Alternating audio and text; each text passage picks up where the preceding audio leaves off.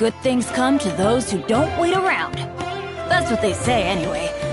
Knowing my life. The opposite.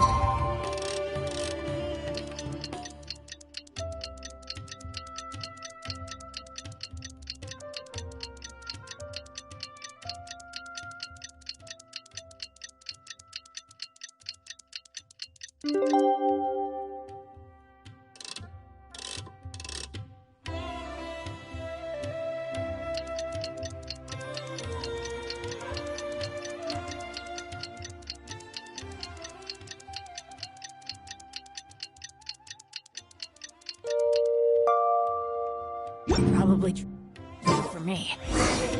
Let's see Dory today and ask her about where the Divine Knowledge Capsule is.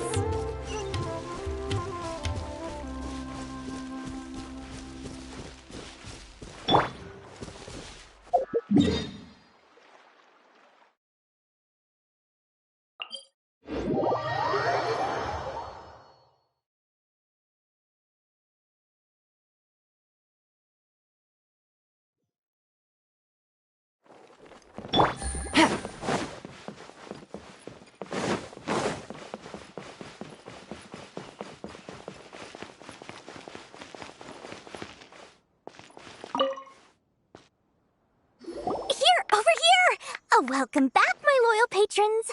What can I do for you this time? You name it. Canned knowledge, supplies, or anything else you need. I'll find a way to get it. Where there's a waterfall of Mora, there's a way. Can you really get us anything we want? Anything at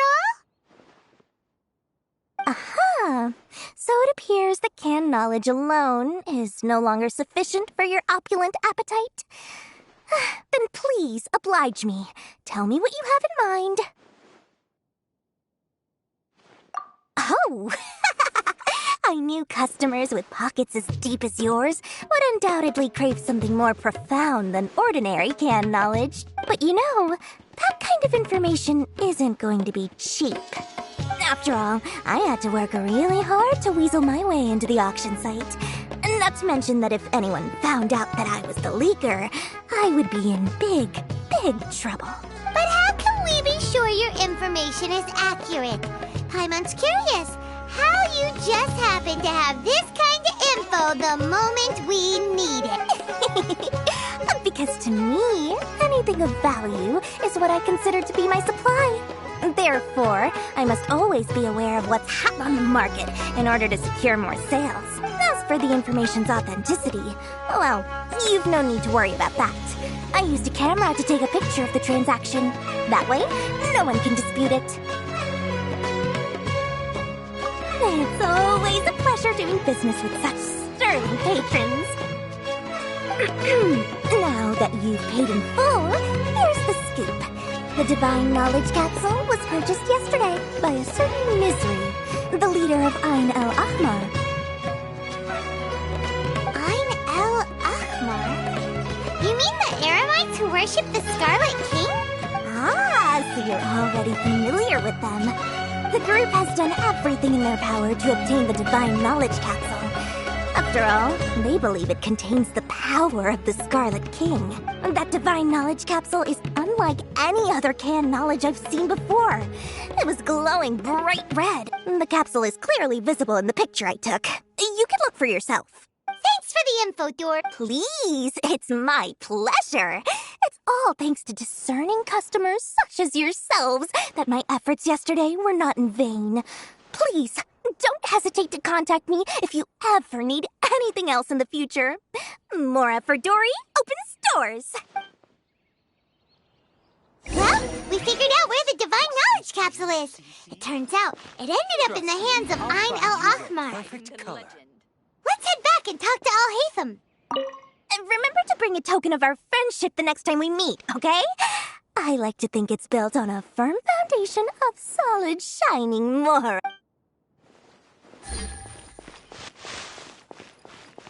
Does this make sense to you, Cece? Trust me, I'll find you your perfect color.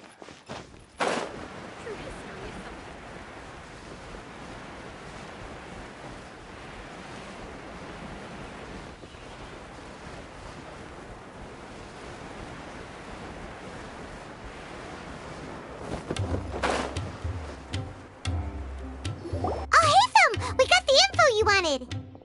Really? Alright. Let's hear it. Dory even gave us evidence to verify the intel. Have a... Huh, look at that. Clear as day. It must have taken some guts just to infiltrate the scene of the Eremites transaction. But then to get close enough to take a picture like this. Bold move, Dory. Very bold move. Alright. The person in this picture is indeed Misery, the leader of Ain al-Ahmar. And the glowing red capsule he's holding appears to be the Divine Knowledge capsule. In which case, if we play our cards right, when we confront them next week, we should be able to force them to show their hand. At first, Paimon didn't get why you were provoking these Ain al-Ahmar guys. But now, it sort of makes sense. Everything's playing right into your hand. After we defeat them, we can finally have a serious talk with their boss and get them to lend us the Divine Knowledge capsule. Thank you for your time and efforts. Take a few days off while I make some preparations. Let's meet up again on the afternoon of the arranged date, 3 o'clock sharp. See you then.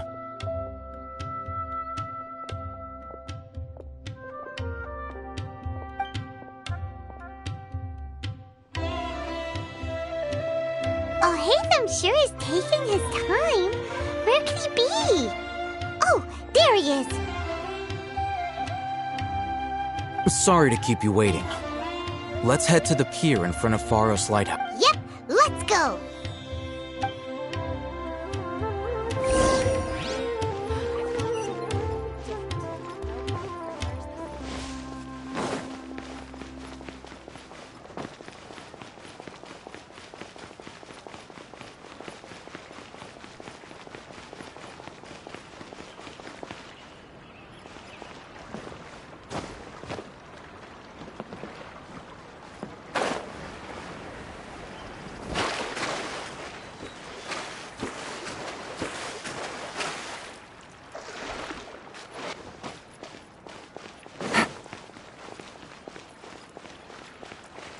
Every ship deserves the best.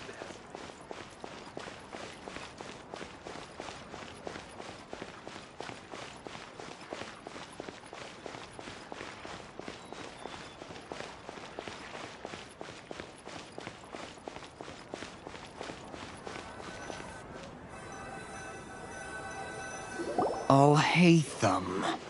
I knew you were crazy, but I didn't know you were crazy enough to actually show up. It was I who demanded that these negotiations take place. I was more worried that you might go back on your promise. But to your credit, it appears that you're sticking to your word. This is turning into quite an occasion. I also brought some backup. Backup?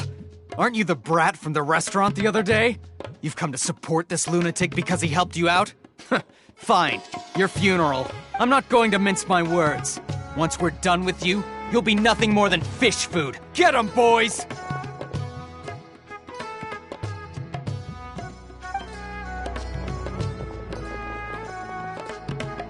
Uh-oh, here they come. Good luck, you two. That's close enough. Quiet now. Things are about to get set. Higher, higher, pants on fire! I'll be back. Following orders.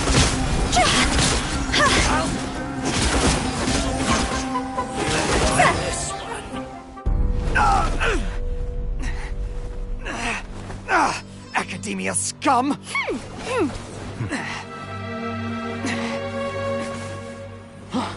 Boss! Finally! Did you use it? Great! Now we can...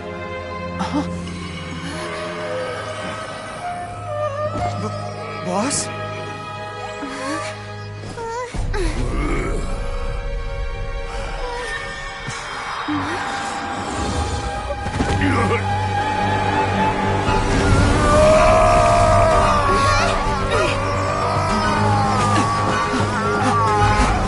Boss!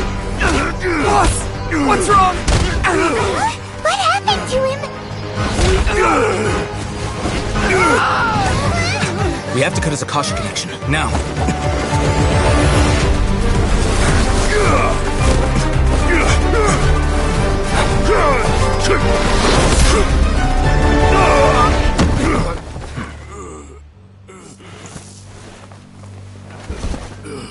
Target acquired! Arrest him!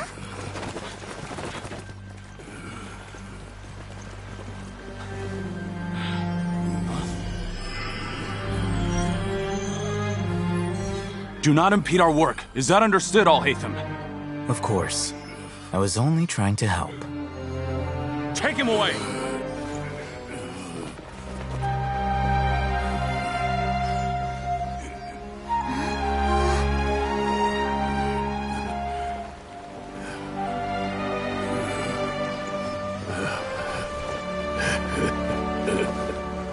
World, forget me.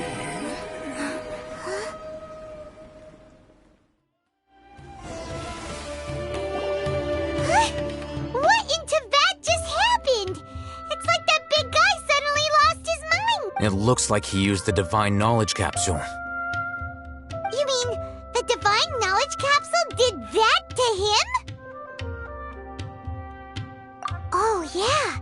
You mean how some researchers go insane after getting knowledge from Irminsul? I've heard of numerous incidents of researchers in Satyavada life going insane. The state that man is now in suggests that this is a similar situation. This Divine Knowledge Capsule does appear to be linked to the gods, but beyond that, it doesn't seem anything like the rumors suggest. Possessing it doesn't grant you divine wisdom or power. Did you hear what he said? World, forget me. What could that possibly mean? If the mantra took him away, then that means the Academia got the Divine Knowledge Capsule back too. What a shame. We were so close. Still, Paimon didn't expect the Divine Knowledge Capsule would be so dangerous. Imagine if we tried to open it. Oh, who knows what would have happened to us? As things stand, there is no reason for me to remain in Port Ormos. I believe our collaboration has also reached its end. Oh, we were so busy trying to find the Divine Knowledge Capsule that Paimon forgot to ask you something. Since you're a member of the Academia, do you have any idea how we can go about meeting Lesser Lord Kusanali? Truthfully, I don't. Lesser Lord Kusanali appears to exist outside of Sumeru's entire administration.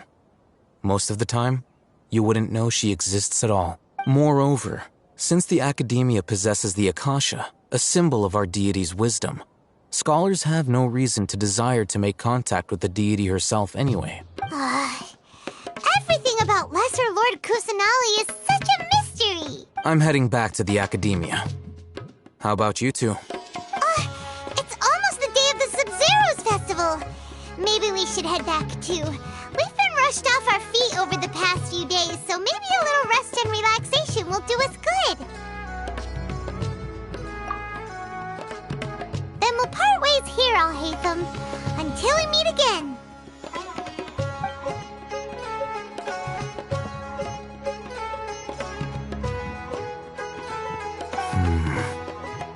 Now, do I deal with this thing first?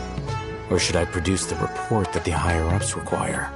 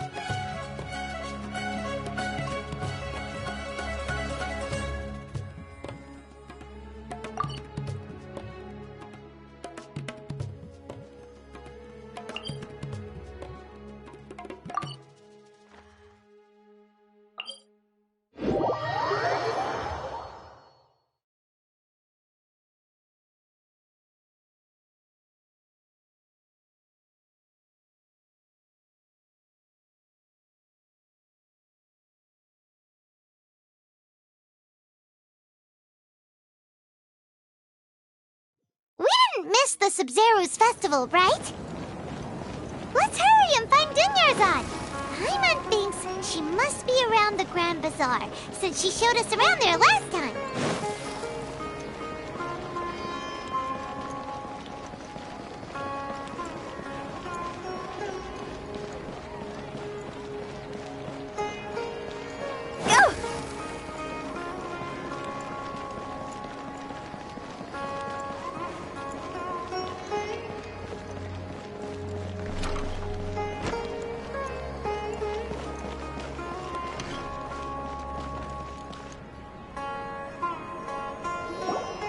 There she is! Dunyarzad, we're back!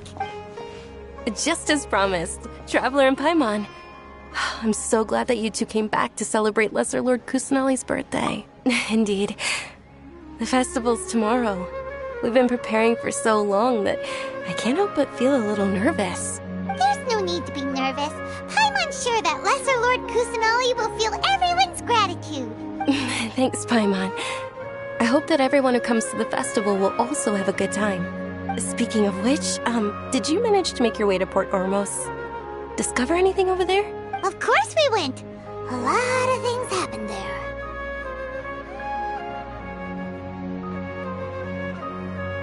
I see. Sounds like you two had another exciting adventure. If there is another chance, I would love to join. My lady, if you went to Port Ormos in your current state, we'd both be in for a lifetime of trouble. Dia!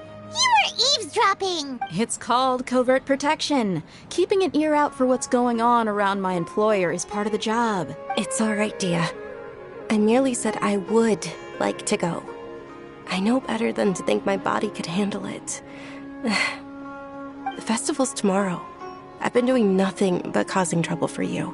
So, Dia, please take some time to relax. Even when you put it that way, it still doesn't feel right. Don't worry, my guardian knight. Okay, fine, but only tonight. Tomorrow's a big day, and many no-good scumbags are gonna try to take advantage of that.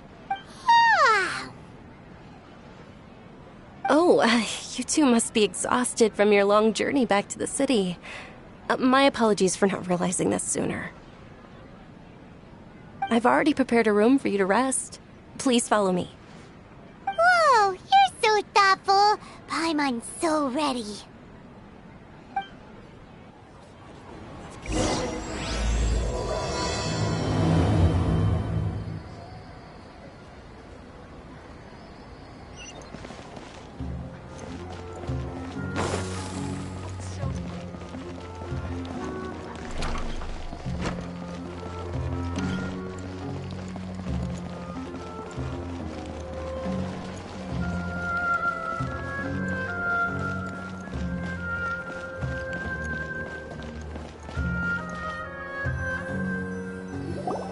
Here we are.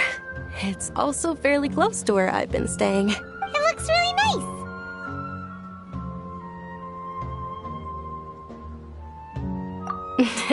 Not at all. Just tell me more about your adventures when you next get the chance. That's Paimon's specialty. Paimon can tell you stories next time. Oh, if you don't mind, how about we all walk around together tomorrow? All of my friends will be working the festival, and Dia's still insisting on her covert protection. Yeah, it'll be pretty hard to relax and enjoy the festival if Dia's constantly hovering over you, right? Then let's meet at the nearby bazaar first thing tomorrow morning. Have a great night. It's a deal. Good night, Dunyarzad. I may be too excited to fall asleep tonight. See you tomorrow. Paimon started to really look forward to the Sumeru festival too. Will there be lots of yummy food? Oh, no. Thinking about food is just gonna keep Paimon up all night. The earlier we sleep, the better. Let's go inside, traveler.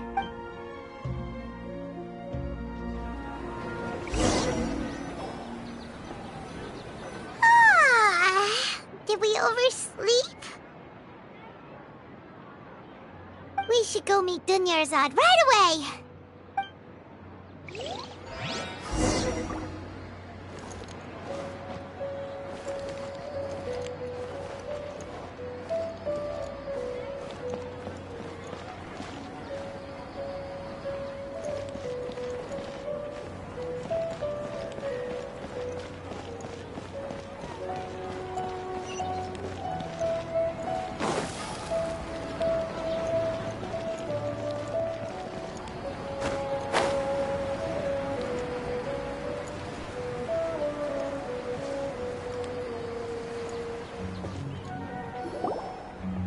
Traveler, Paimon, I've been waiting for you two. Good morning, Dunyarzad. We must have overslept a little bit. Not at all. I arrived early. Today is finally here. I must cherish every moment as if it were gold. You've worked so hard for this day. You gotta enjoy it to the fullest. You know it. It's just that, as expected, I had some trouble falling asleep last night. I'm hoping my body won't be too much of an issue today. Well, shall we? Let's start with the stalls over there. Many vendors came out of the blue to support the event, and they insisted on covering costs themselves. Let's go give them some business. They paid for everything out of pocket? Oh, sounds like they're not in this just for the Mora. They all said that contributing to a lively festival atmosphere is more important than money. Especially since we don't often get to celebrate Lesser Lord Kusanali's birthday. Ooh, they're selling food over that way! This is a stall offering foods from the Haft Mewa feast. Oh, you could tell straight away. I thought most people nowadays wouldn't know. Mushrooms, flowers, and all kind of fruit? It's all vegetarian stuff. So, what's the Haft Mewa feast you mentioned just... It's another Sub-Zero's festival tradition. People used to set their tables with 7 different foods.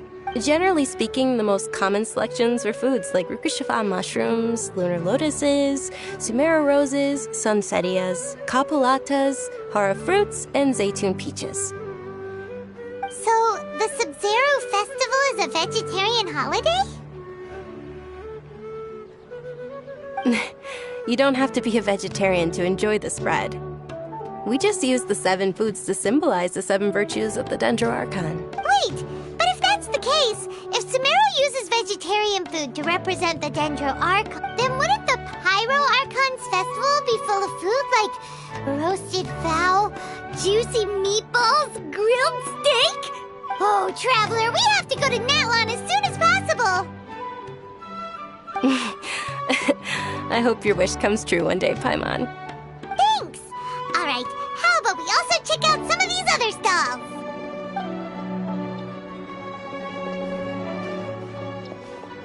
Dear customers, would you like to try your hand at alchemical divination? What's alchemical divination? Those two things sound like they'd be fun to try together. Right? I thought the same when I first heard about it. It is said to be a mysterious craft invented by none other than Lesser Lord Kusanali herself. So, how does it work? It's quite simple. After you give me any 2 alchemical reagents, I'll use them to perform a random transmutation. Sure sounds random. So random that it will probably fail. That is precisely what we need. After the transmutation fails, your one and only diviner here will interpret the remnants. Well, according to Lesser Lord Kusanali, everything is interconnected, and all that occurs can be traced back to fate. You could say this is a pearl of old wisdom. Why does everything sound so much more credible when Dunyarzad says it? Are you guys working together? So that's the true wisdom behind it. This young lady sure knows her stuff. So, how about it? Want to give it a try?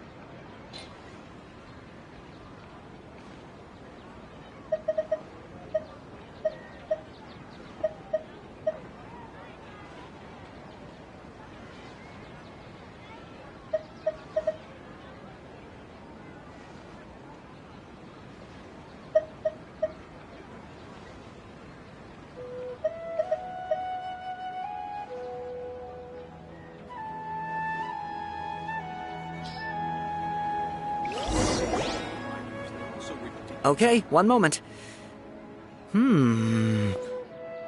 It's the moon. Paimon wants to take a look too. Is it? It looks... Generally speaking, the moon signifies... It means... Wait a moment. Is he really looking it up in a... Oh, I remember now. It means illusions and lies. Illusions and lies? That sounds rather ominous. Yes, But this book says that if you trust your intuition and overcome your fears, the sun will surely rise. He's not even trying to hide his book anymore. Naturally, fate will only ever show you the beginning of a journey. It is up to you to forge your own ending. Oh, thank you so much. I'll keep that in mind. Oh, it's nothing. I'm just learning as I go. Guess that was still pretty interesting. Okay, on to the next stall. They say the Sub-Zerus festival was very lively a long, long time ago. Large flower carriages used to parade through the city. As they headed towards Port Ormos, people would throw flowers, candy, and liquor all along the way. Dunyarzad's eyes are sparkling right now. I wish I could have seen that spectacle. But if you ask me, I'm sure Nilu's Dance of Sub-Zerus will be just as impressive.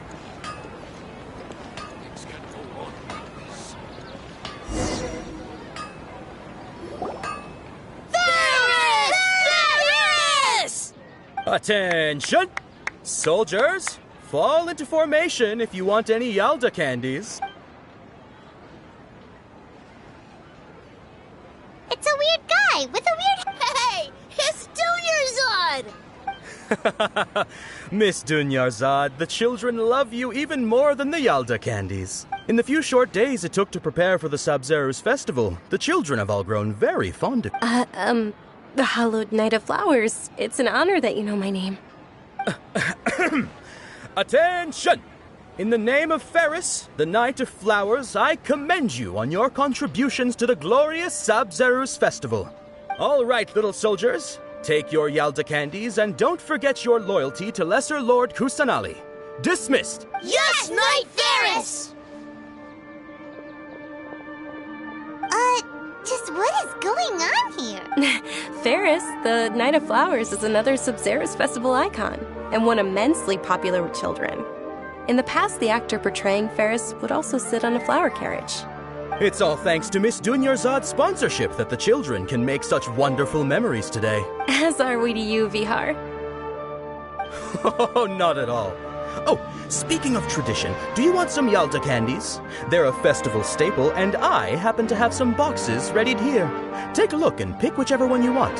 Whichever one? Don't these boxes all look the same?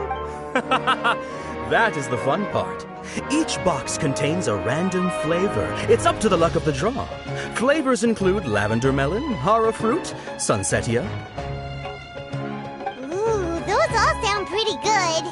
And there's also lizard tail and oni kabuto. Huh? What's up with those two flavors? Oni kabuto is a little spicier than lizard tail. Dunyarzad, you tried them before? Traveler, help Paimon pick one. Paimon wants the Sunsetia flavor. It's alright. Paimon believes in you. I also believe in your intuition. Great. These boxes of candy are numbered 1 to 5 from left to right. Which one do you want?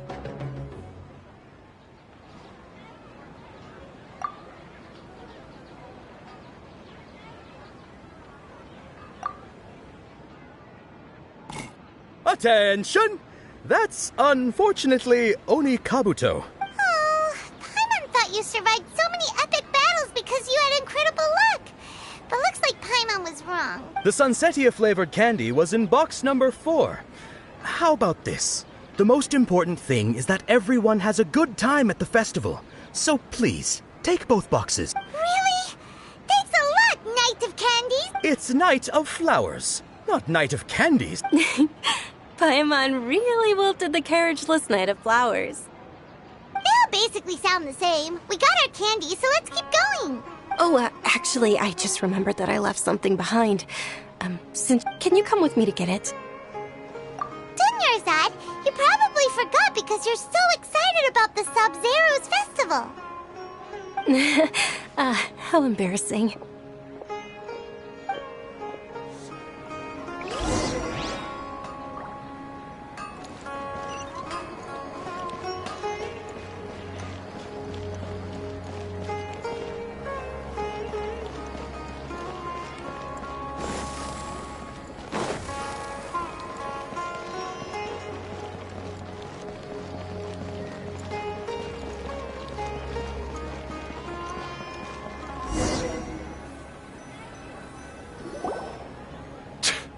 We're too late. Who knew the little lady was such an early riser? I know, right? Hey, wait a minute. Boss, isn't that her? Oh, that most certainly is. We're in luck. She's walking right into our clutches. Those Eremites don't look like they're up to any good. Who are you? I don't believe the Homayanis hired you. That's right. We haven't received any of their mora, but I wonder how much the Humayanis would shell out to get you back. They're a gang of kidnappers! Traveler, hurry and protect Dunyarzad! Hey, did you scumbags even consider that the Homayanis might have hired a merc that outclasses you? You're... Dia! Dia the Flame Mane! No wonder we mercs haven't heard anything about you for so long. You sold your unruly mane to the highest bidder. Don't speak so disrespectfully. My family started working with her as gratitude for her past kindness to us. Don't worry about it, my lady. Just some friendly banter between mercs. One punch and those rabid dogs will expose themselves for what they really are. Aren't your claws all dull by now? Don't get too cocky! Traveler, take Miss Dunyarzad to a safe location. No! We're gonna stay and help! There's too many of them! You're right. Please be careful, Dia. Don't waste your time worrying about me. This is my job. Look out for yourself. After I've wiped the floor with them, I'll go find you all.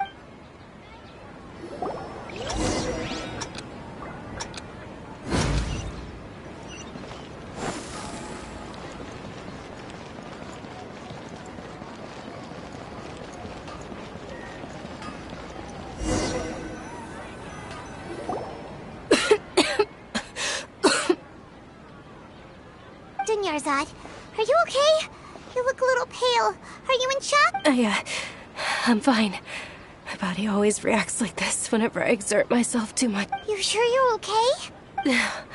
I'll be fine after some rest. I'm more worried about Dia.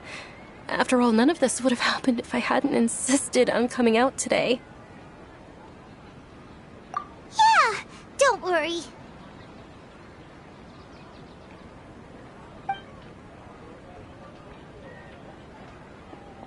My lady, Traveler, found ya. Dia! You took care of them so fast! Any more of them? Or rather, did anyone follow you? Dia, your arm. Oh, this? I'm fine. It's just a scratch.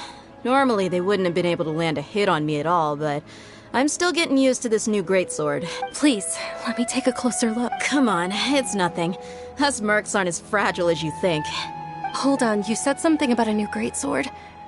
What happened to the one you were using before? About that. Well, I sold it, because I was low on mora.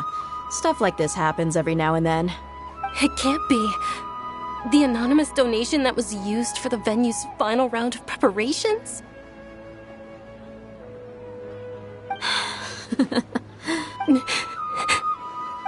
Hey, Miss Dunyarzad, I wasn't trying to make you cry, and I'm not gonna lose my commission because I made my employer cry, am I? Okay, making your employer cry won't affect your commission, but selling your weapon without permission and getting hurt? I'll have to reevaluate your performance. You're so unreasonable, my lady. Thank you very much, Dia. Don't be like that. I get embarrassed really easily. Are you feeling unwell again, Dunyarzad? My lady, your condition. Traveler, can you take her somewhere to rest? I'll look around the area to make sure we're safe from an ambush. Truly, I'm sorry for the trouble everyone.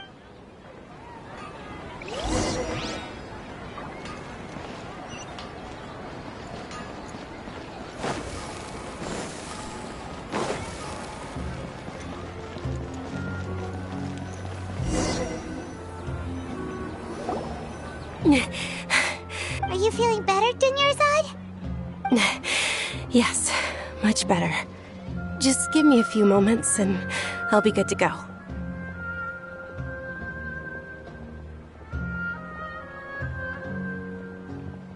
didn't realize you were concerned about it. I guess I shouldn't continue to keep it a secret. I was actually born with Elazar. It's terminal now. Can't believe it's Elazar! Oh, you've already heard of Elazar. In that case, you probably know about its severity. Sumeru's current medical advancements still haven't been able to find a cure. The disease's progression can only be delayed through environmental therapy. Dunyarzad. There's no need to be sad. I've always lived with Elazar and I came to terms with it a long time ago. Compared to the simple fact that I'm afflicted with this, its effects on my life have been much more painful. I know that my family loves me dearly. They've done all they can to provide the best environment for me so that I can live for that much longer. However, I know I will one day succumb to this. Did you know? Before I ran away from home this time, the world outside of my home didn't even know that I existed.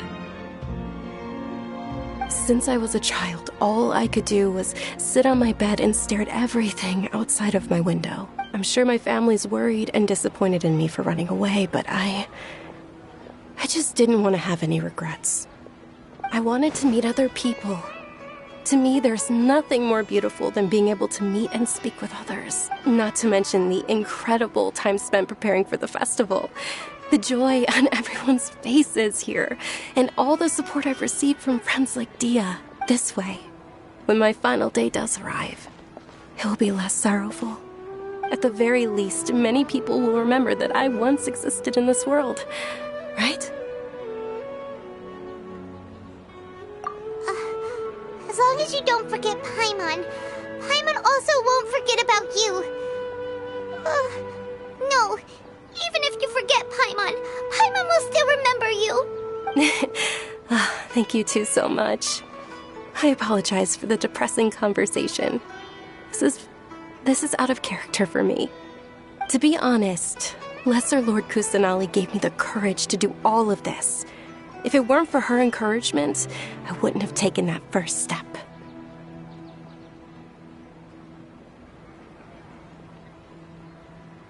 Thanks. There will always be frustrations in life, but I know that the point of living is not to leave behind any regrets. Oh, right. Isn't it almost time? Huh? Almost time for what? Isn't the Dance of Sub-Zeros about to begin? It's the part of the festival that I've been looking forward to the most. Nilu will recreate that legendary scene with her most splendid dancing.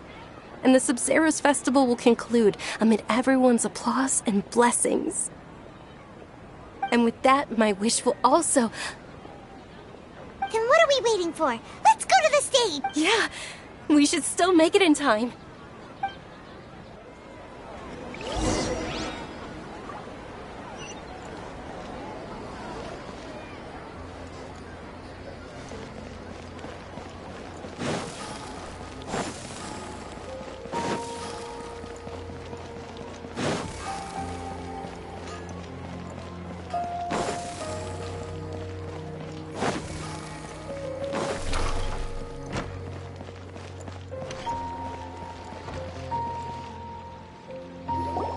Were you not aware that the law prohibits this type of performance from taking place without prior permission? Over there!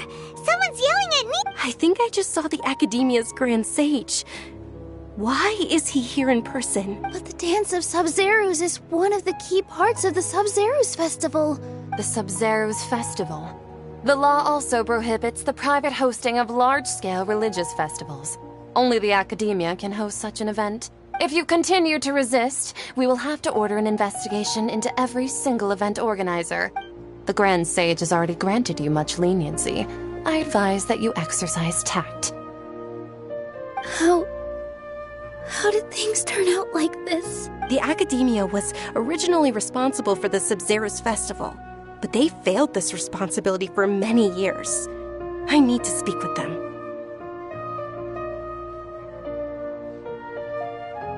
This is a hard pill to swallow, but you're right. Art, dance. Aren't you ashamed of pursuing such frivolous and meaningless activities in this land of knowledge and reason? Our Archon created the utopia that is Sumeru City for all scholars who sought validity, verity, and truth, while people like you wish to defile it. No. I believe that our Archon never rejected the arts. Even the goddess of flowers dedicated a dance to her. With your lack of intellectual credentials, I do not believe you are qualified to debate with me. What you should be doing is finding workers to tear down this ridiculous eyesore.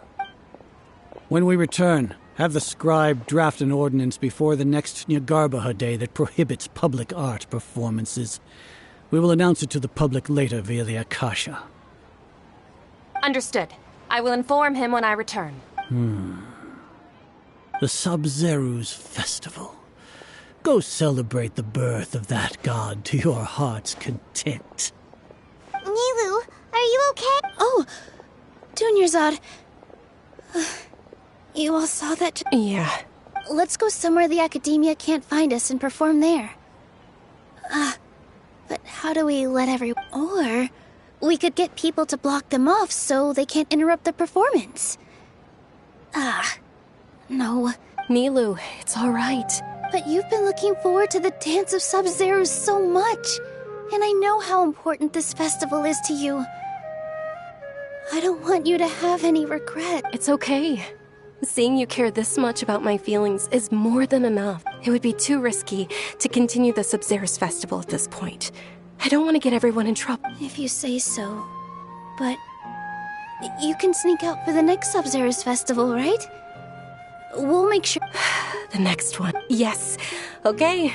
It's a promise. It will be a smashing success.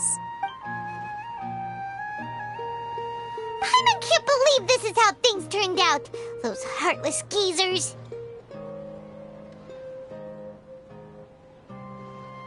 It really is okay. Still, I'd be lying if I said I had no regrets.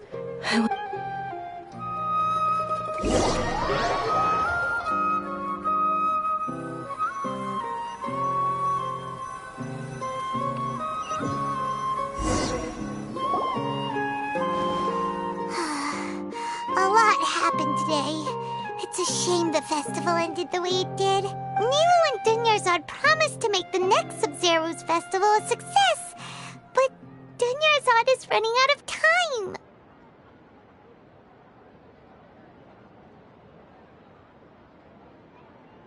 Yeah.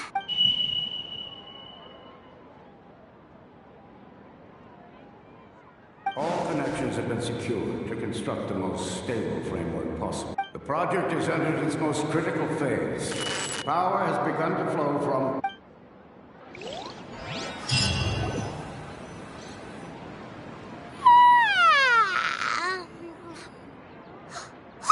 We're gonna be late! It's all because you wouldn't get out of bed! We should go meet Dunyarzad right away!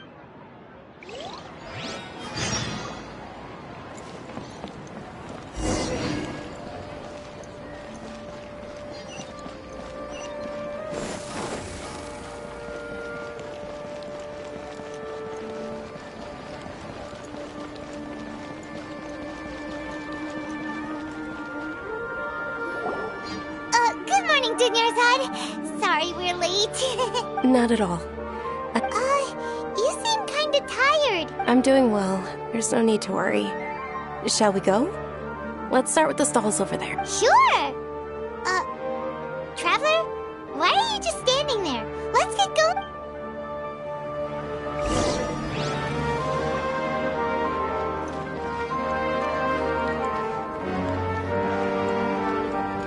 Ooh, they're selling food over that way. Let's go take a look.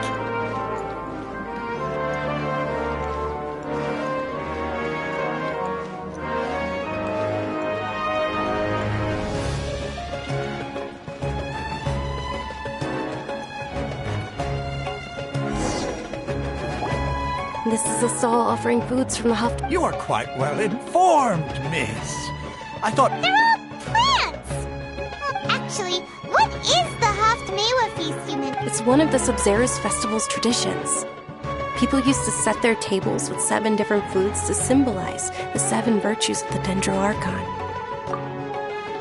Appear to be in the form of the moon. Really?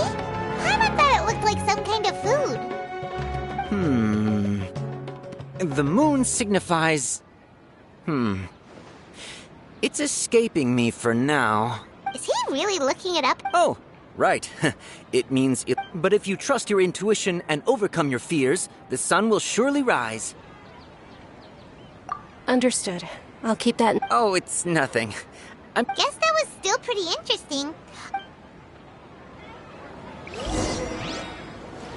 So, where to next?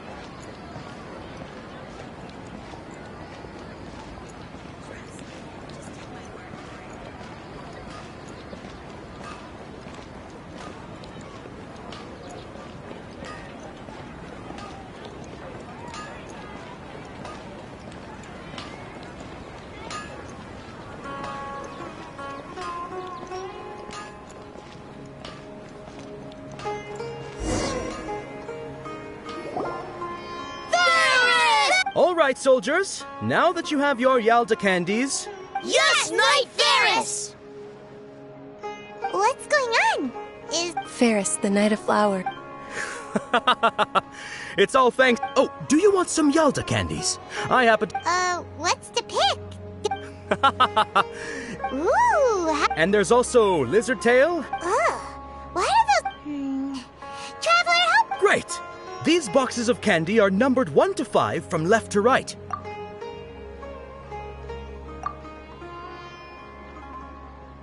Ah, excellently chosen. Number 4 is indeed Sunsetia. Ha-ha! Paimon bet you had incredible luck, and Paimon was right!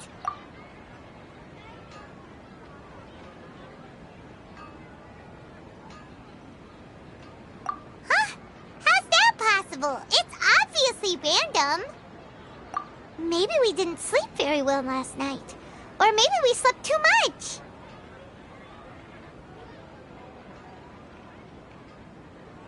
Oh, sure. Huh? Where are you going? You're just gonna walk off like that?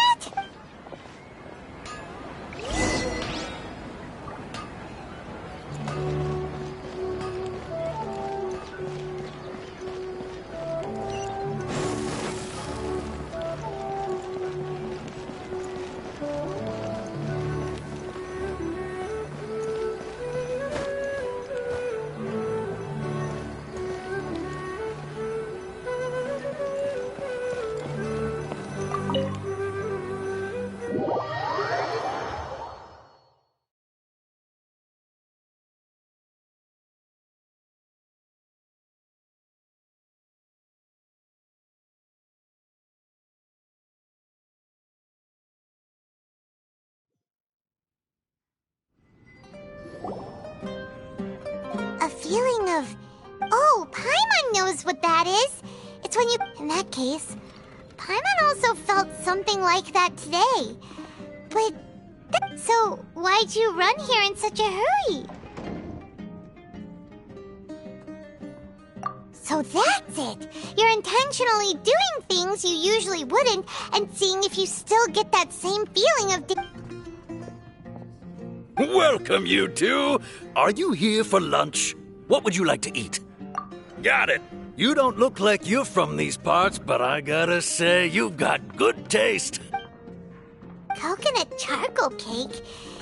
Isn't it that burned thing? Oh, Paimon understands what you're trying to do now.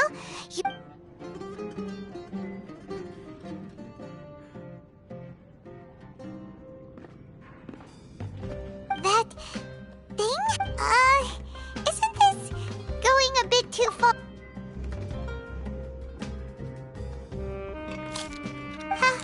How was it? The look on your face is telling Paimon that it tasted awful. Then, you mean... That's impossible! We were just talking about how So, would this be a case of taste bud deja vu? Paimon also gets the impression that we've been here many times, even though we aren't regular. How about we go out again and...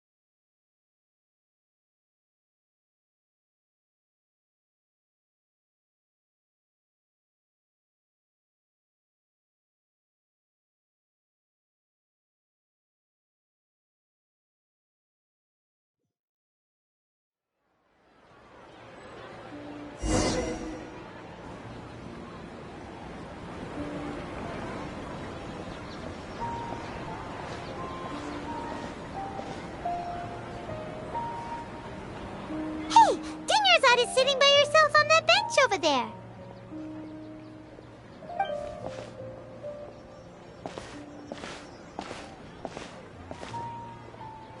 What a coincidence, Dunyarzad. We meet— Oh, I ran into some kidnappers just now, but thankfully Dia came to my Kidnappers? Oh my goodness. I'm okay. Dia's arm got scratched, but it isn't serious. Whew. That's a big relief. But, Dunyarzad, Not at all. I've always been like this. Excessive physical exertion or strong emotions tend to aggravate my illness. Besides, no matter how amazing today may be, it is but a single day. After however many more days, my time will come to an end. Paimon doesn't quite follow you, and Paimon feels like something's really got you down right now. It really is fine. I don't mind.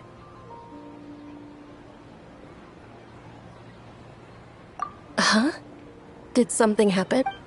Dunyarzad, have you ever felt deja vu? You know, like when you've already experienced something that's happening right now. Deja vu? No. But my days have been the same for years now.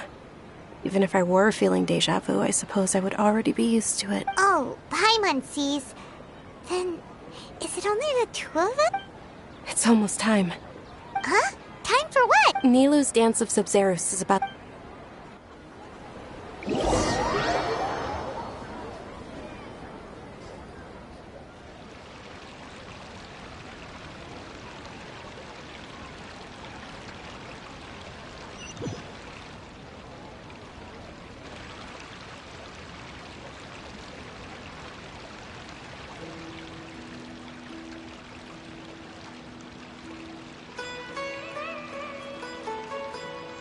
With your lack of intellectual credentials, I do not believe you are qualified to debate with me. When we return, have the scribe draft an ordinance before the next Nyagarbaha Day that prohibits public art performances. We will publicly announce it later through the Akash. Understood. I will inform him when I return. The Sub-Zerus Festival.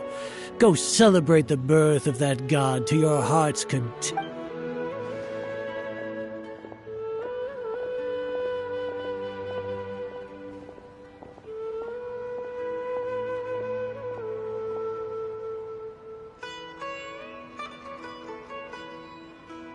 Nilou? Oh, Dunyarzad. It's okay.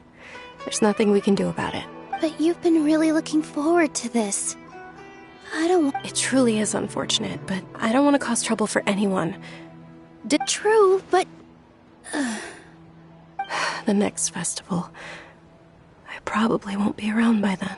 Wait, what did you just say? No, nothing. I'll be heading back to rest. Thank you for your help, everyone. Paimon can't believe what those heartless geezers did!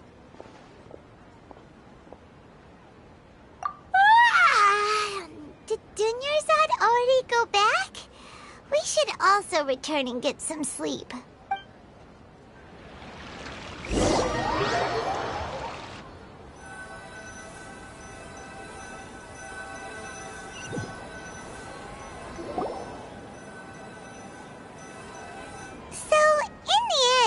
You still couldn't figure out what that deja vu feeling was all about? Maybe it really was because of exhaustion.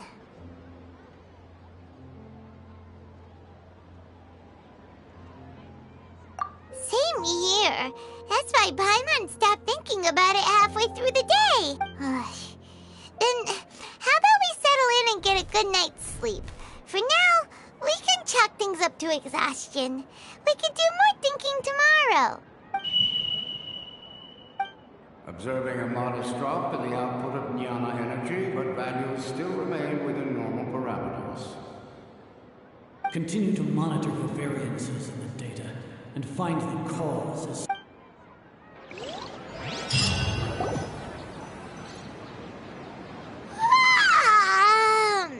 Why does Paimon feel so tired? Anyway...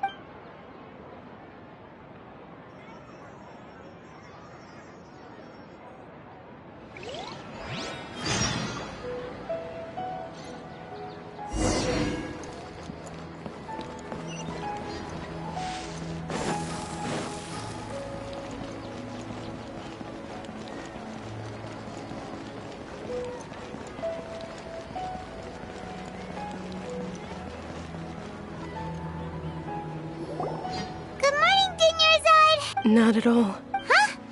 Paimon thinks you sound kinda tired. I'm doing well. There's no need to worry.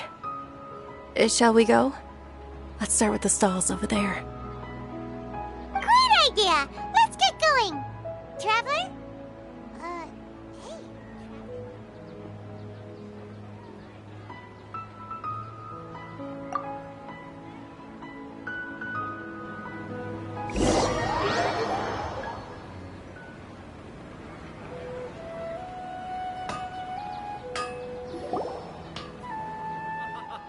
It's all thanks to Miss Dunyarzad's sponsorship that the children can enjoy the Sub-Zero's. Oh, are you interested in... It's not that simple. Each box contains a And there's also lizard... Huh? Rubber? No problem. These boxes of candy are numbered 1 to 5 from left to right. Which one do you want? Oh, I like your confidence. No hesitation at all. Oh.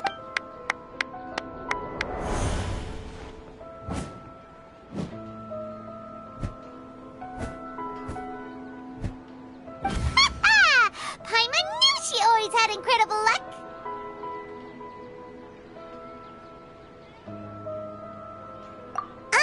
Paimon's not really interested in... Wait. What? She was right about all of them? That couldn't have been luck. How is this possible? I packed all those boxes this morning and they've been sealed ever since. Mind reading? X-ray vision? Or some kind... Tell us what's going on! Since when did you get superpowers? Traveler?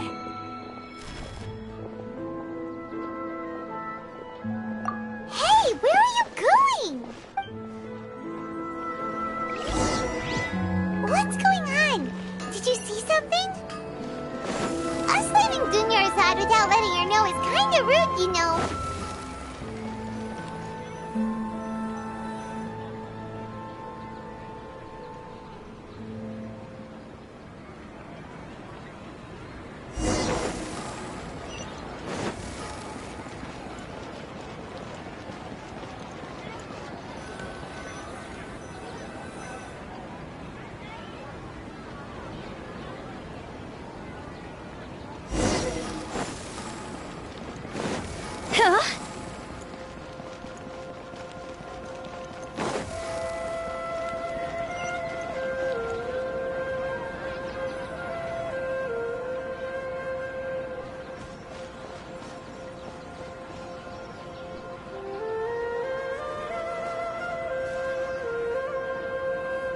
What are you looking for?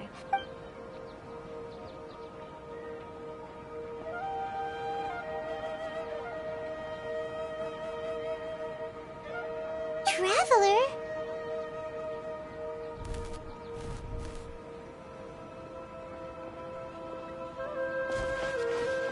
That's...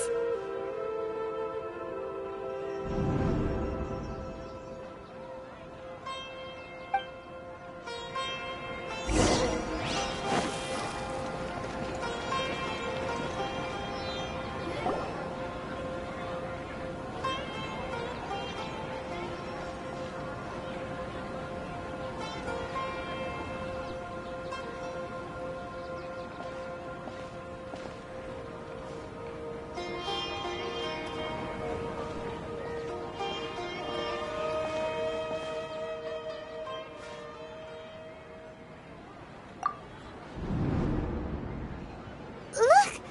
That's... Isn't that Dunyarzad? What's happening here? Why are there 2 Dunyarzads? You already know that this isn't your first Sub-Zero's festival, don't you? I'm sure you already know how to use this. A knowledge capsule? Where did you get it? You should use it too, Paimon. You know Paimon? Well, this seems kinda sketchy.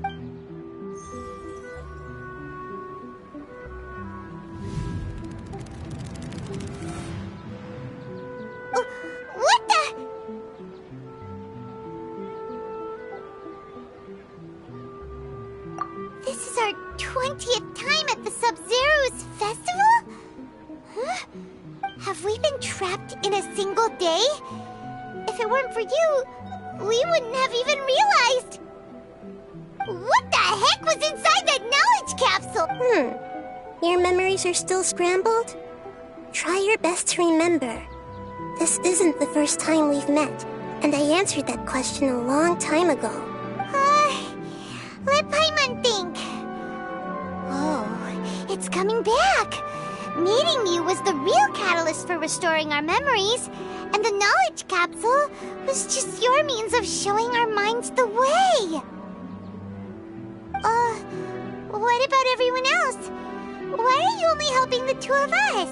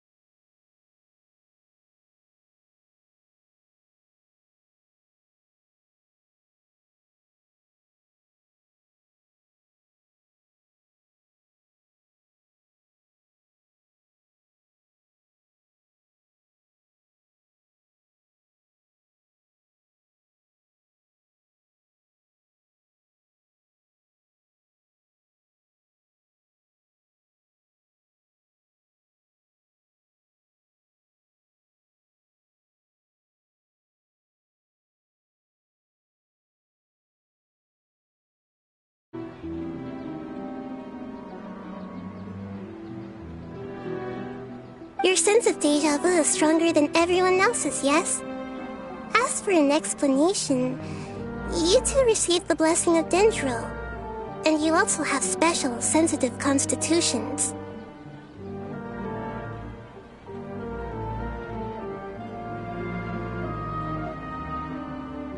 It was as if a single sheet of paper was separating those memories from your consciousness.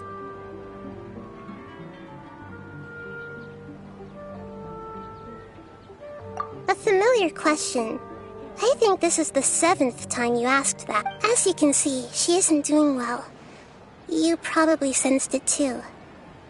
The Dunyarzad you were just with is different from the first Dunyarzad you met.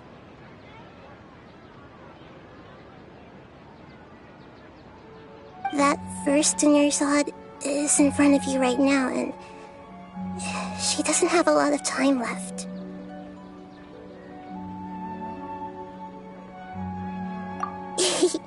Looks like you're almost done sorting out your brain.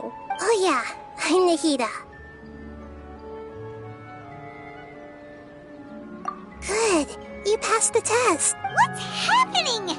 You can awaken our memories, and you seem like you know what's going on. Oh, wait, please don't tell Paimon even you don't know. Everything in this world runs in a loop. This cycle is called a samsara. You, me, and everyone else are all stuck inside a one-day samsara. As for the truth, that's on you to find out. If you were told the truth instead of discovering it yourselves, it would literally blow your minds. I can only give you surface-level help, like bits of information and subtle hints. For the rest of the time, I'll be doing all I can to slow down Dunyarzad's illness. She looks like she isn't doing well at all. Her illness gets worse after each Sub-Zero's festival. If we can break out of the samsara, I might be able to save her. But as things are right now, she's just a small bird in the sky that's about to lose its last feathers. All I can do is raise a gale to delay her fall. You sure love to use weird analogies. Analogies are wonderful tools. They let you use existing knowledge to understand unfamiliar things. Okay, so, with what you know so far, what do you think the truth is?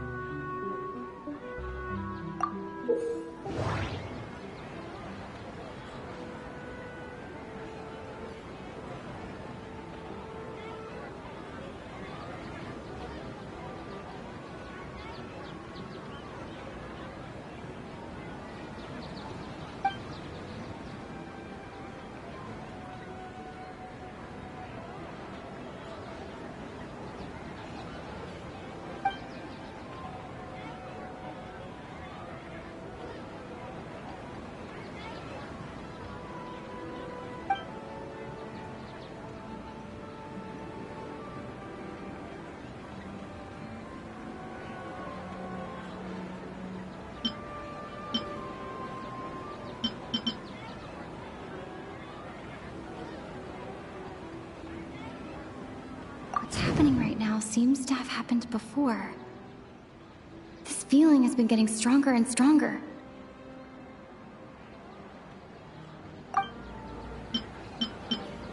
We've already experienced the Sub-Zeru's festival many times, and the day of the festival seems to be in a perpetual What's happening right now seems to have happened before.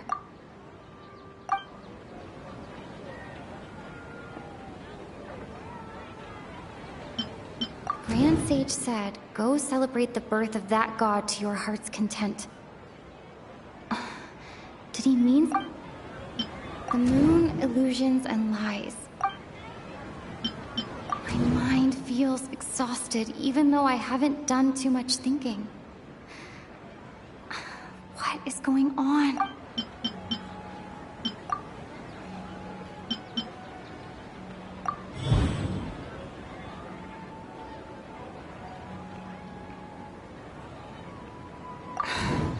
That should be it.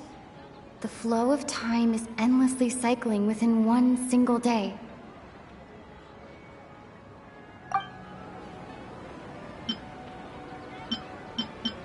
Grand Sage said...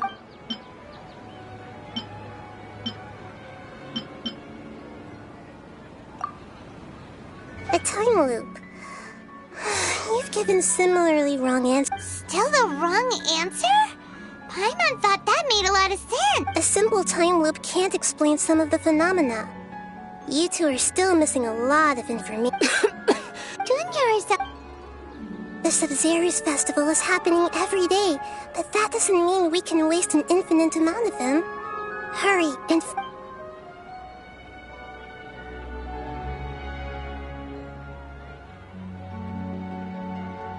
Let's think about our current situation. To save Dunyarzad, we have to... And to do that, we need to figure... Nahida rejected the idea of a time loop, so... We must... Paimon's memories say that we've already done this many times, but... Let's go talk to people again. It's more productive than sitting...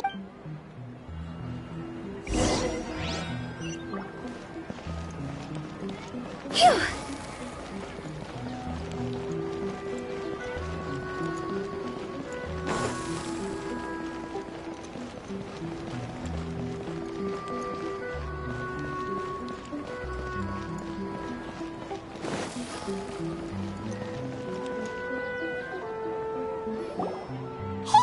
Hey, it's you guys again.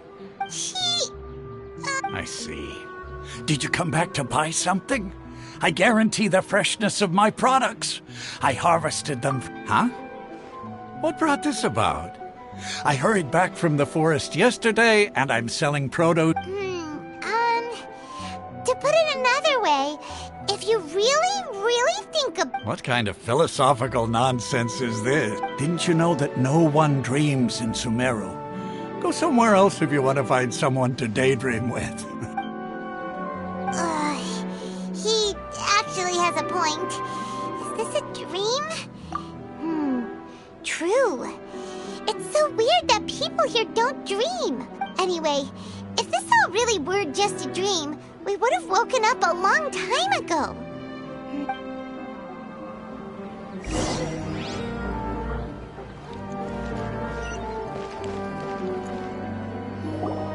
Oh, it's you two. Was my divination so accurate that you felt compelled to compliment me in person? Ooh, I knew it! I told you, the god's divination is highly accurate. You're really excited about this, huh? Help you better understand. So, you're admitting that you don't have a clue? Anyway, what kind of situation did you get into?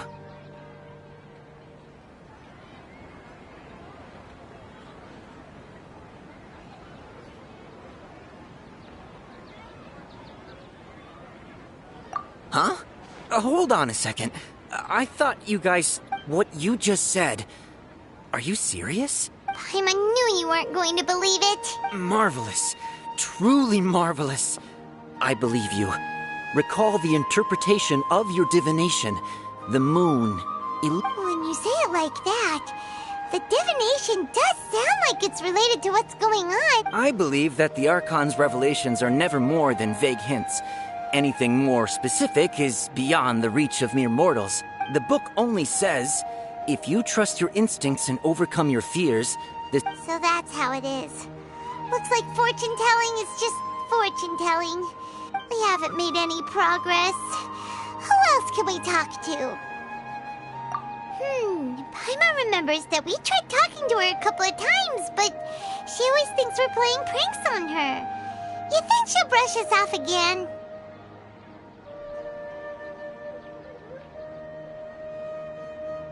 Yeah, if we tap into Dia's strong sense of responsibility as a mercenary, then she'll definitely take us serious. At this time of day, Dia's probably just finished...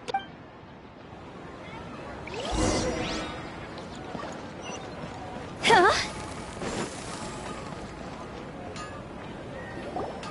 I'm fine, my lady. Perfect timing. Both of you... Paimon, Traveler, you came at just the right time. Listen, there was a dangerous Huh? You saw? Then why didn't you jump in earlier? If someone was protecting Miss Dunyarzad, I could have went all out. Anyway, can you do something for me? You want the Traveler to take Dunyarzad somewhere to rest up while you check to see if there's still any kidnappers around. How did you know what I was going to say? We need to say something convincing.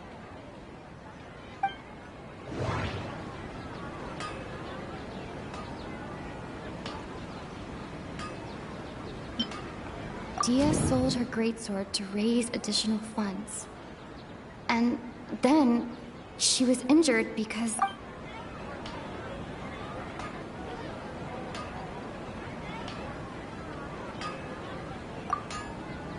Tell her, Traveler!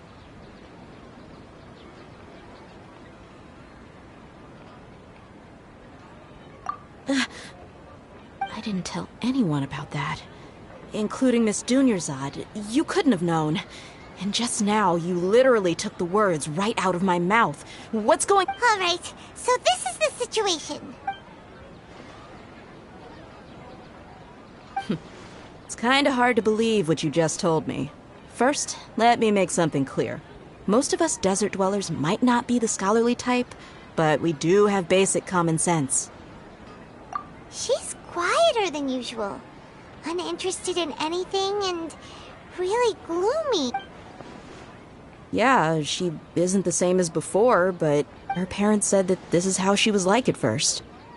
Huh? At first? I don't quite understand what you're all talking about. I'll go rest on the bench over there. My lady, are you angry? All right, I'll give you the benefit of the doubt since you knew about my greatsword. Let's make this a quick trip. Miss Dunyarzad isn't completely safe here.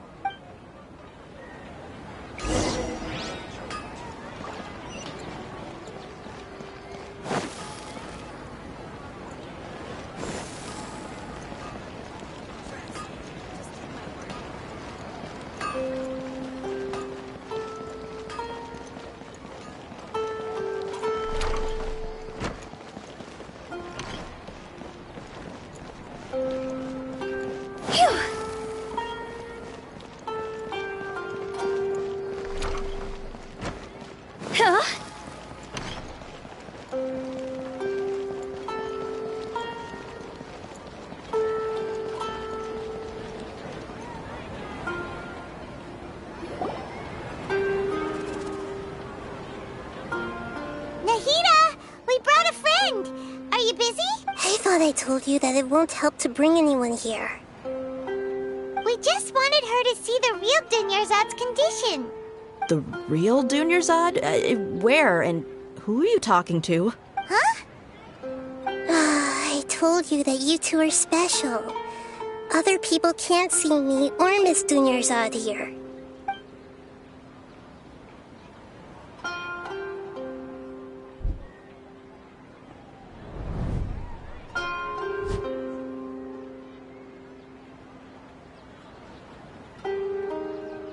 Hold on. Over there. Is that? Wow. How perceptive. Does she have invisible antennae? Miss Dunyarzad, she's lying down here, isn't she? How's she doing? Her condition's really bad, and she's basically in a coma. How did you know she was here? I can sense her aura. There are also lingering feelings of something like regret or disappointment. What happened? Do you believe us now? The Sumeru's festival has been repeating itself. So, you think the sages are behind this? Yeah, they've always been against us. Wouldn't surprise me if they're using the Akasha to intentionally repeat the Sumeru's festival as a sick joke. You have a point. Aside from the Dendro Archon, the Academia's sages are the only ones in Sumeru who could pull off something like this. Maybe there's more to the Akasha than we know. Right! Didn't you awaken our memories using something that looked like a knowledge capsule?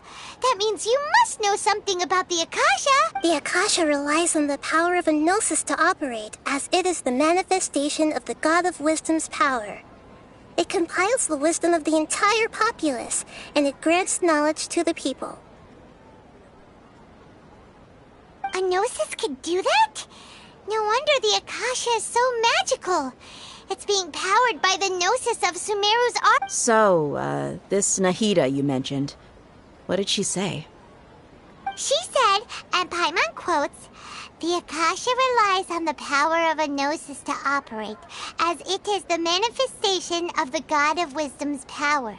It compiles the wisdom of the entire populace, and it grants knowledge to the people." Compiles the wisdom of the entire populace and grants knowledge to the people.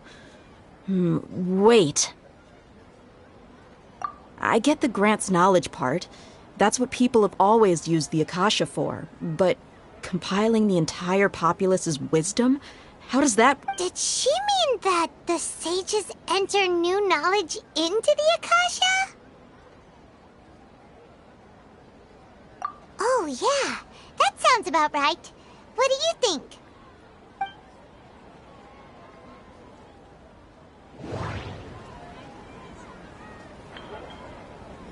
People in Sumeru don't dream. What is...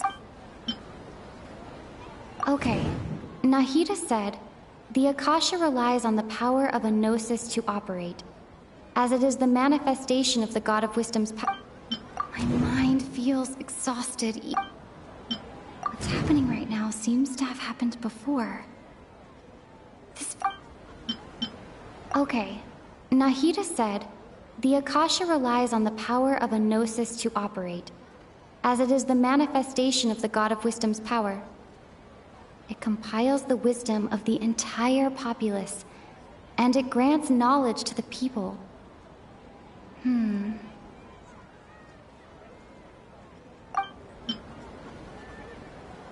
People in Sumeru That doesn't sound right. That doesn't sound right.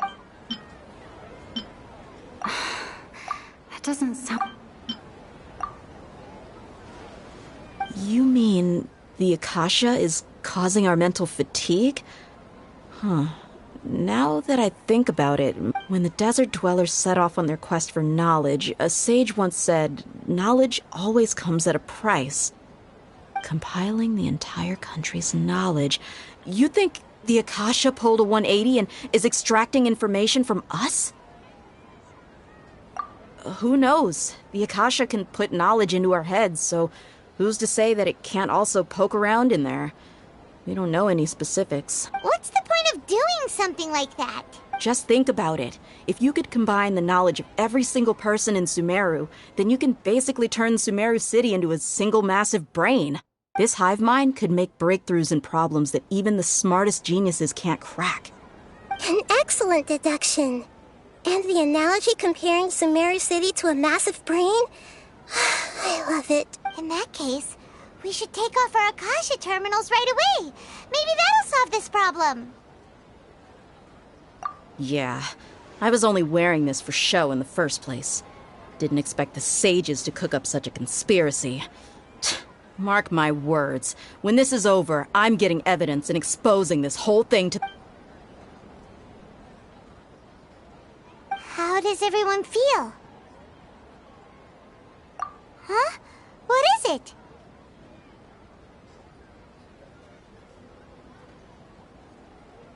Oh, that! Paimon knows what you're talking about. It's a single soft beep that sounds like it's coming from the Akasha terminal. The sound of a beep. Could it be a prompt tone for when the Akasha is operating? That's probably an important clue. We weren't using our terminals, but we heard a beep anyway.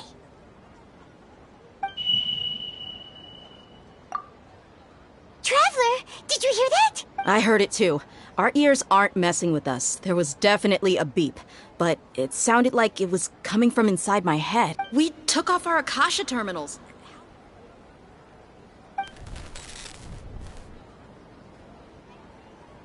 Phase runtime has exceeded its expected length. At this rate, there may be casualties. But we cannot lose all of our property.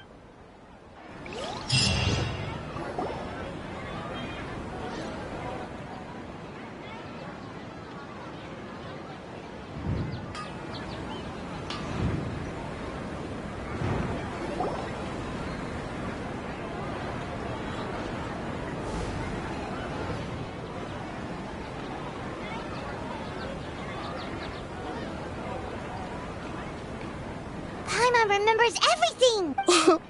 Good. You adapted quickly this time.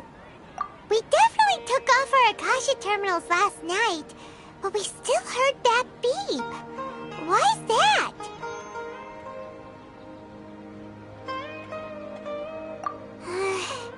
But now we can at least confirm one thing. The Akasha definitely has something to do with whatever's trapping us in this cycle. Oh, Paimon doesn't get it. Why would the Akasha go this far if all it wants is everybody's wisdom? It's extremely difficult for lab rats in an experiment to understand why they're being treated the way they are. If we're lab rats, then what are you? Nahida, you've never told us anything about yourself. I guess I'm the moon. The moon? Wasn't that the result of our divination? Anyway, knowing who I am won't help you get closer to the truth, so you should focus on other things. Don't get distracted and miss any clues. Okay then. Dia helped us a lot yesterday, so let's go find her. If Paimon's reading the time correctly, those kidnappers should be showing up soon.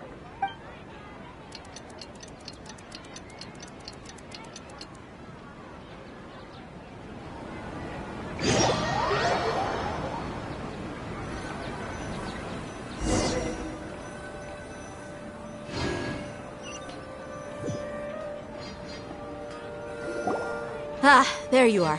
I've already taken care of those kidnappers. My lady, did you get hurt?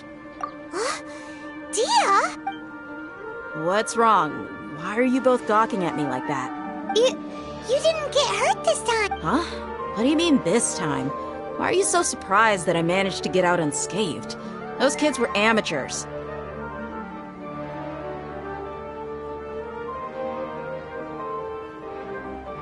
Shh!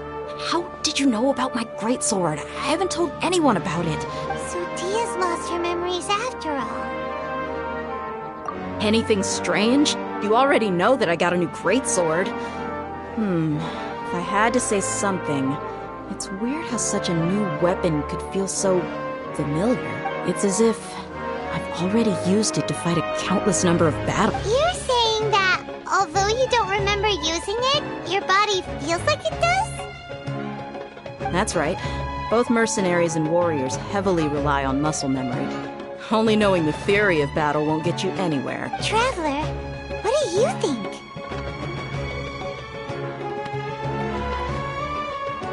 Yeah, Paimon's feeling really hopeful.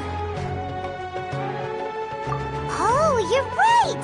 Earlier in the Samsara, something like this would have never happened! I have no clue what you two are talking about, but it's still... So you want us to take Dunyarzad somewhere else to rest while you check if there are still more kid... How did you know what I was gonna say? Can you read mine? Forget it. Go and do your thing.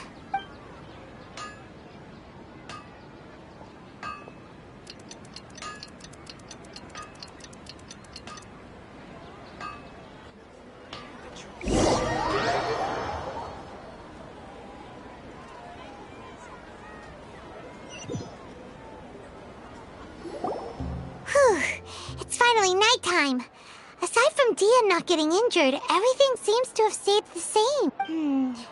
Listen, Nahida, we found out that Dia got out just fine today, even though she got injured every other time she fought the kidnappers.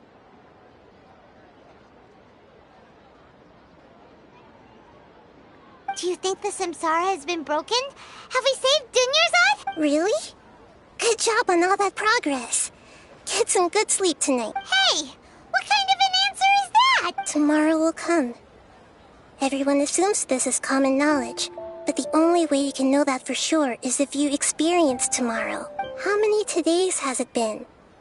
Is it possible that today will be followed by yesterday? Does tomorrow truly exist as anything beyond a made-up concept? It's even possible that this entire world is a lie, and the history of the whole world has just been one endless Sub-Zero's festival. Okay, no more. Paimon's brain is already shut down. That's why it makes no sense to waste your energy thinking about things you will learn tomorrow. Get some good rest. You know, use the bathroom and flush your anxiety dookie away. Huh? Hold on, what did you just say? Huh?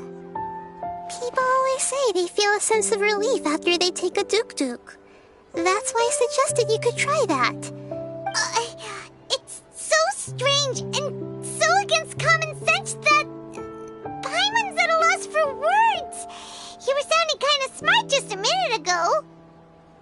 Yeah, even though it's happy and lively at the Sub-Zero's festival every day, it feels like it's been a long time since we've really got... Continue the harvest. Compared to what we stand to achieve, these sacrifices are trivial.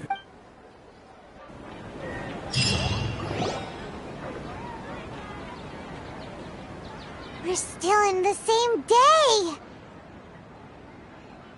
Nahida, you already knew last night that we didn't break out of the Samsara? Why did you tell us? Would there have been a point? You would have spent the night with new worries, with tomorrow still out of reach. In that case, you might as well rest within that brief moment of hope. An opportunity like that doesn't come by often, and I thought it might help you clear your mind. Paimon thought the Duke did that! Whatever. Guess you were looking out for us after. Of course. In the time we've been together, you two have been everything to me. Paimon's flattered and everything, but maybe you're taking things a little fast. What I mean is, even though I had asked you to solve this puzzle, you two are still the only ones who can see me and sense my presence. In other words, if you weren't here, I may as well not exist. That's why you two have been everything to me. Get it? Nahida's talking about confusing stuff again. Anyway, that's enough chit-chat. So, Traveler, did the new clues yesterday help you gain a new understanding of the situation? Huh? Why are you scrapping your previous theory? Oh, yeah! You're right! Gosh, how did we not notice that? In a simple time loop, people's physical condition... So, what's your new hypothesis? The moon, illusions, and lies. What do they all... Mercenaries rely heavily on muscle memory. And Dia was able to use her experiences to avoid injury in later samsara cycles. The beep is a prompt tone for Akasha operations. We still hear it every night, even though we removed our Akasha terminals.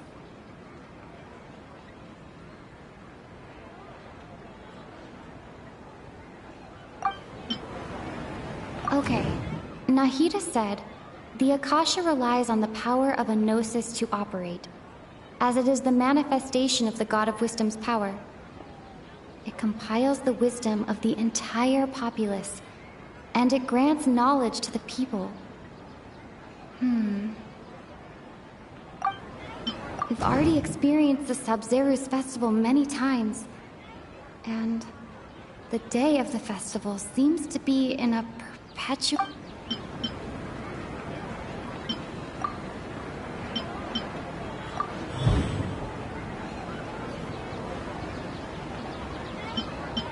Mercenaries rely... If all our memories of a day are erased at the end of that day, then we would unwittingly relive that same day again and again.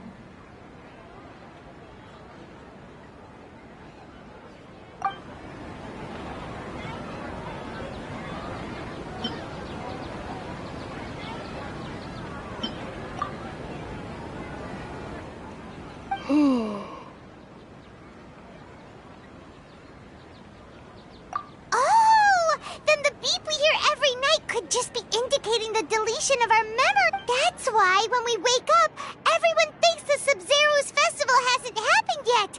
It's already the next day, but everyone still thinks it's the day before. But muscle memory can't be erased. That's why Dia has been getting better at using her greatsword.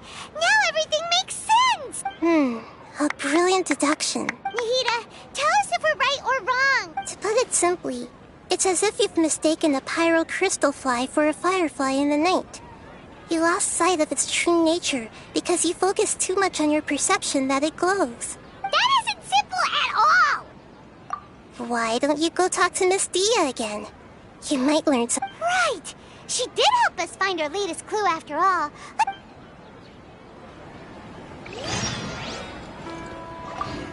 We don't have many more festivals to waste. Hurry and find the truth.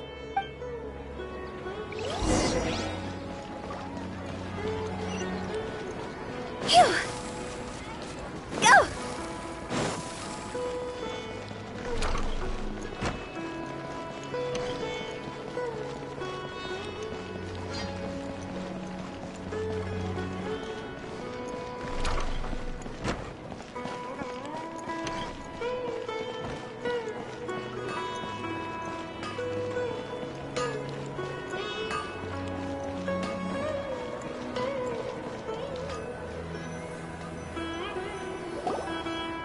There you are. Really took me a while to find you. As expected, Dia also didn't get hurt. Get hurt? Why would I? Well, you're still getting used to your new greatsword. Huh. Truth be told, I also think it's pretty strange.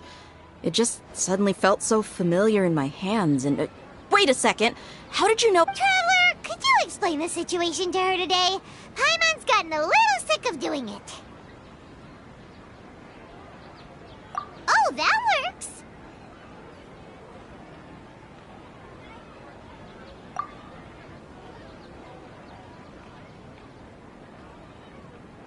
What happened to you guys while I was gone?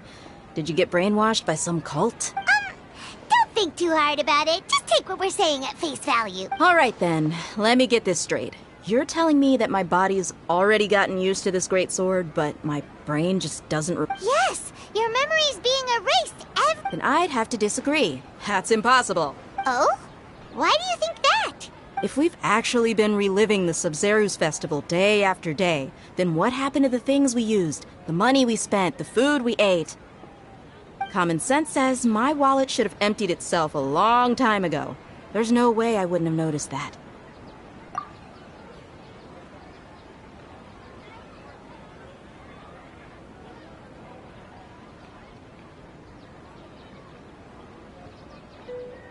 Right! They could use the Akasha to record what everyone did that day, and then use the city's resources to replenish It's not very likely, but it's also not impossible. No, it is impossible. I've got You have proof? Where? You two are surprisingly serious about this nonsensical discussion. Fine, I'll play along for a little Come with me, Miss Dunyarzad. Please come along as well. I still can't guarantee that this area is safe.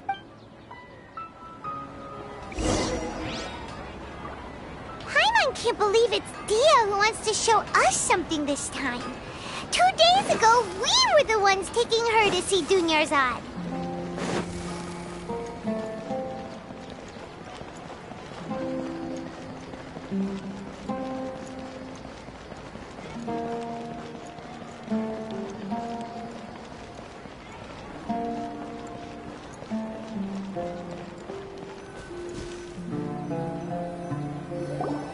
This is it. Huh? This is a wooden training dummy. What about... See those marks on the dummy? Those are the result of several days' worth of practice. Let's say the sages didn't replace it every day. Shouldn't it be hacked to pieces by now? That's true, but what if they did? Then the sages would have had to reproduce every mark I left during previous training sessions. I'm a professional fighter. My martial school has always emphasized the importance of refined control. The force, angle, and entry point of each strike is calculated and deliberate. That's why I remember every mark on the dummy, as well as my state of mind as I made each strike. It's just as they say, each swordsman has their own unique style, and even the same swordsman can't make the same cut twice. It would be impossible to copy these marks.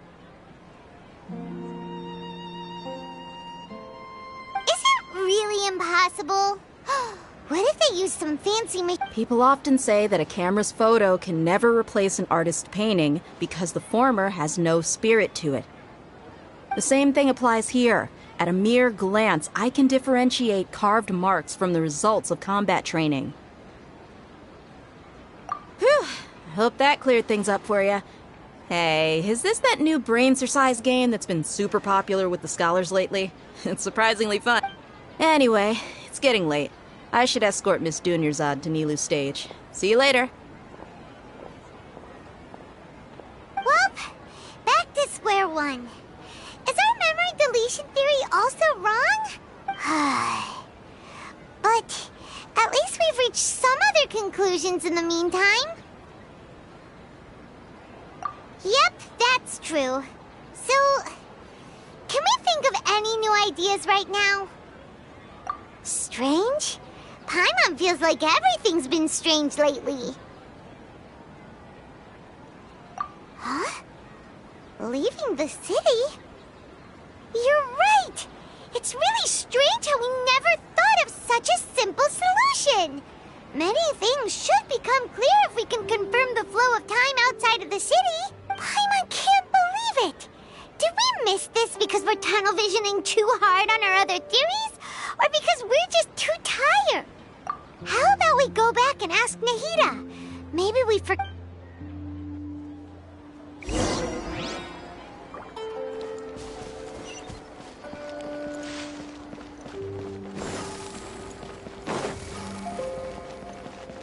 Phew!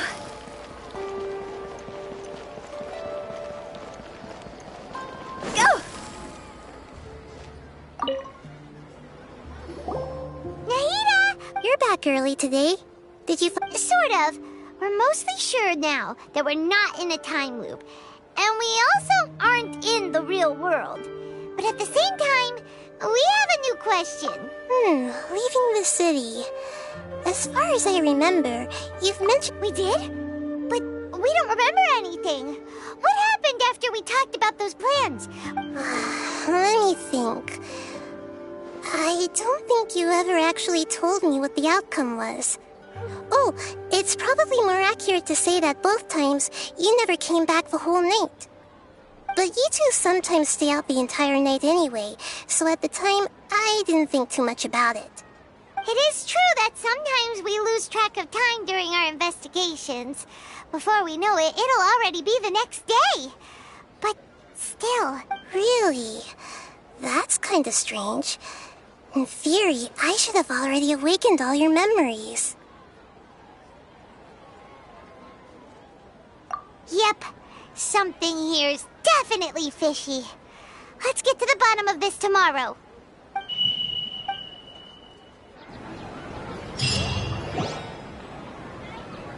Our memories are back!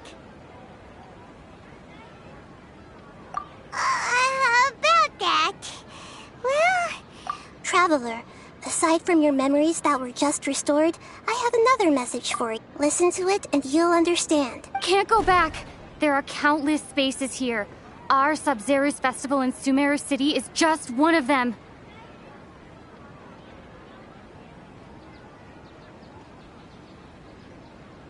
Traveler, you should be missing 2 days' worth of memories. Paimon will fill you in. It's time to carry out our plan from yesterday. Okay, let's...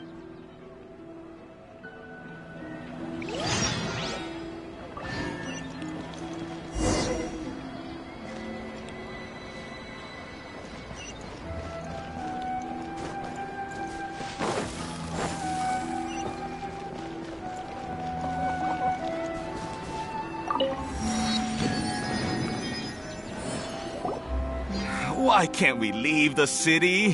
What is the academia up to now? Don't ask me. It's not like I can tell you anything. This is a direct order from the Grand Sage. I have a real emergency. My goods have already arrived at Port Ormos. If I don't hurry, they'll be stuck. That's your problem. Make sure you make a request in advance next time. But it's not like you can just predict business matters in advance.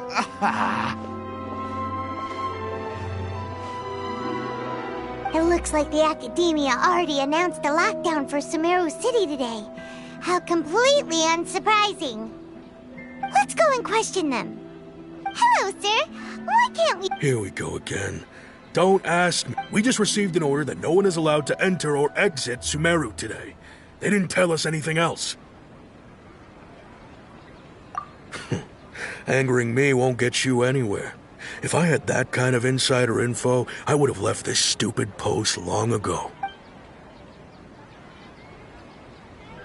It looks like he really doesn't know. If we can't get anything out of him, let's take matters into our own hands. Why don't we climb over the walls? This is a good spot, and the guard hasn't noticed us at all. Let's... Huh? Why? Are you going to leave Paimon behind? But... What if things get really weird out there and you get into some trouble? Then... Oh... Paimon knows that Paimon can't do much, but... We've always been together, haven't we? Okay. Promise Paimon that you'll come back as soon as possible. And please, be careful.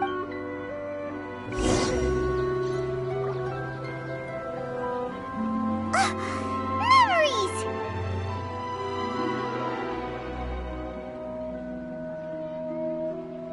Traveler!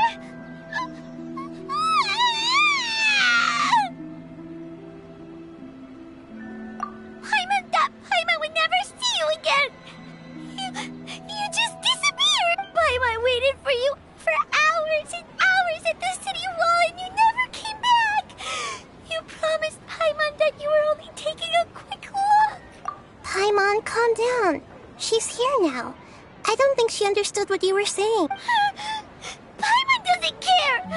Paimon wanted to go look for you, but you also said that Paimon should stay! Paimon was so worried and so scared the entire day!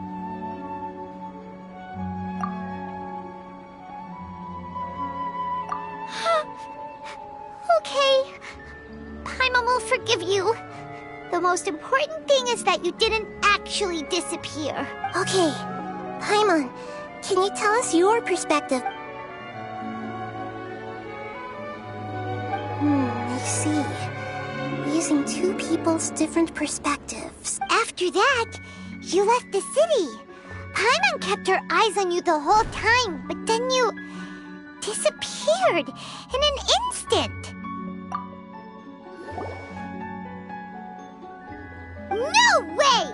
Paimon was watching you with the full... What's your perspective, Traveler? You sure you don't have any memory of this? I guess that explains everything. You also lost your memories the last 2 times you tried to leave the city. Those days' memories can't be awoken. So, if we leave the city, our memories will be completely erased? It really sounds like something big outside of the city is being hidden on purpose. But this way, we'll also never discover what's outside.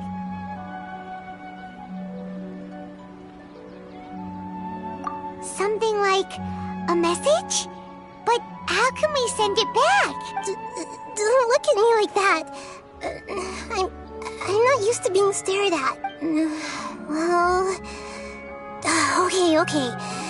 You want something that can pass on messages, right? Give me some time and take care of Dunyarzad for me. Yep! Now we're talking!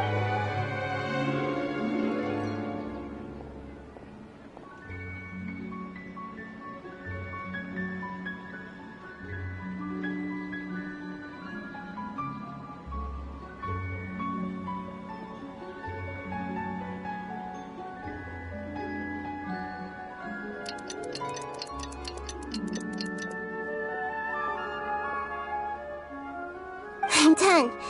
Here you go. What? Isn't this just an Akasha terminal? I made some little changes.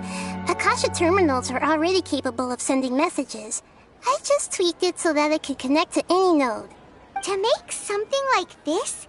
Nahida, you really know the Akasha like the back of your hand. Yep. I'll help you save the messages. It should be pretty easy to use. I just can't guarantee the user's status and signal coverage when they're outside the city. We'll never know until we try. At least we're taking the initiative now. Let's go then. Let's expose those sages. All right.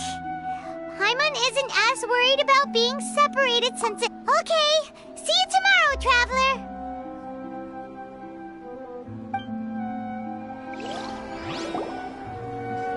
That covers everything that's happened so far.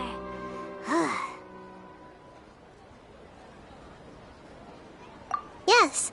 Although the signal was choppy and had some interference, we still managed to receive 2 messages from you when you were outside. Okay, now that you understand what's going on, let's hear the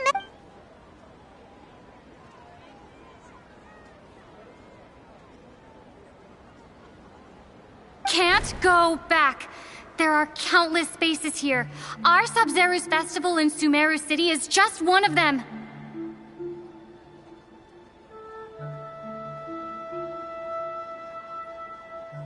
I've entered another space. Before me are flowing sandstone and howling fish. Impossible and surreal sights. All these spaces are empty. Except for the occasional ones that contain mute puppets rather than people.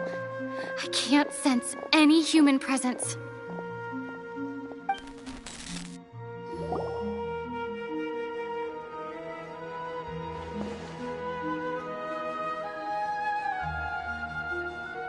That's one heck of an info dump. It sounds like you left the Sumeru city space when you set foot outside of the walls.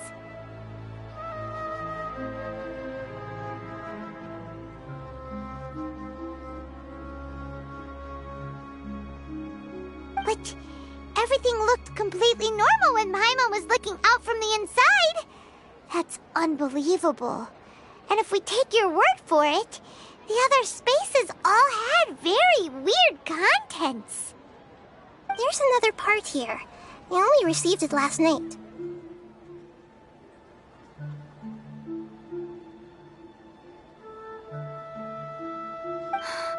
These spaces have been disappearing, one after the other, absorbed by something like a sun in the sky.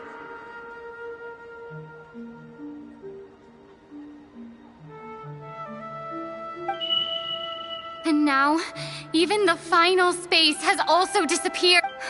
Behind me, a lot of spaces just appeared again from thin air. I get it now. Those spaces are actually...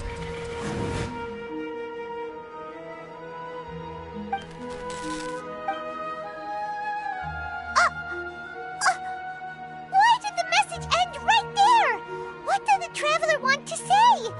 Probably because yesterday just happened to end at that moment. Oh, right. Paimon did hear a beep from the Akasha. Did it come from here or from the message? The message. It should have come from the Traveler's Akasha terminal. After the beep, Traveler said even the final spaces also disappeared. Traveler, what do you think that final space could have been? All the bizarre spaces I saw outside the city had one thing in common. A lack of human presence. Was that space actually the real world? But wouldn't a real space just randomly disappearing like that be catastrophic?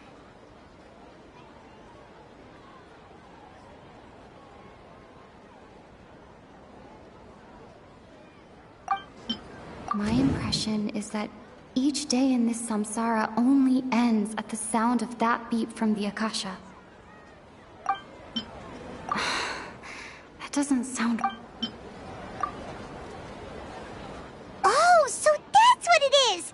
After the sound of the beep, the final space, the Sub-Zeru's festival, also disappears, and we're taken to the next day. Later on, Traveler also mentioned a bunch of new spaces materializing behind them. Do lots of new spaces appear every day? Paimon's head is spinning.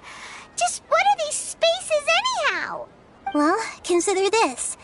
For all the horrors of the Archon War, at its heart, it was just a game where a bunch of gods fought over 7 seats. So no matter how strange or spooky things may look on the surface, maybe all they point to in the end is a small and simple secret. Wow, the Archon War, huh? That's an analogy and a half.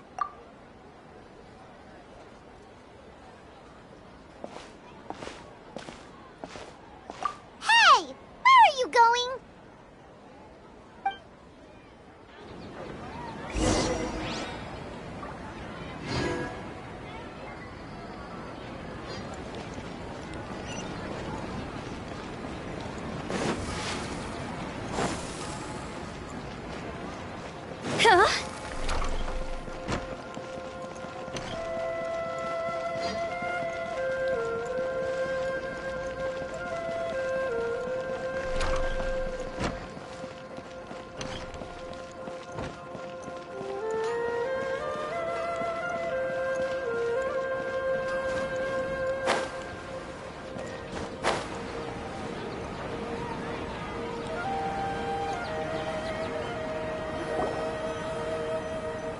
you want some alone time to think? All right.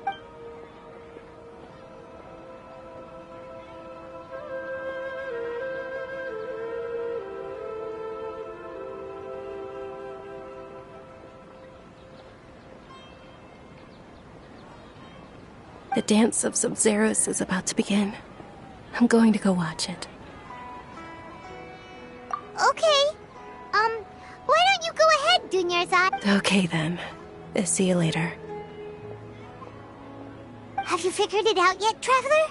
Time is ticking away. Awesome! What is it? Paimon wants to know. Oh, wait, no. Let's meet up with Nahida first. You can tell us both together. This time, we're gonna get to the...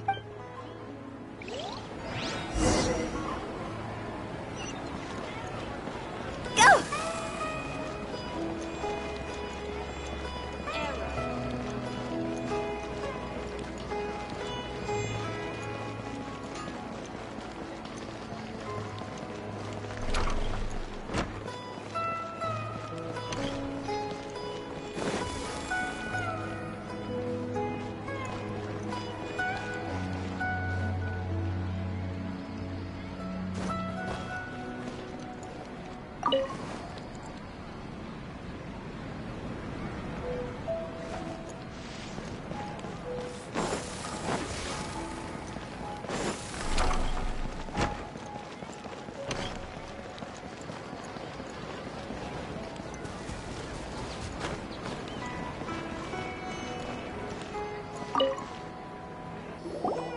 You're back!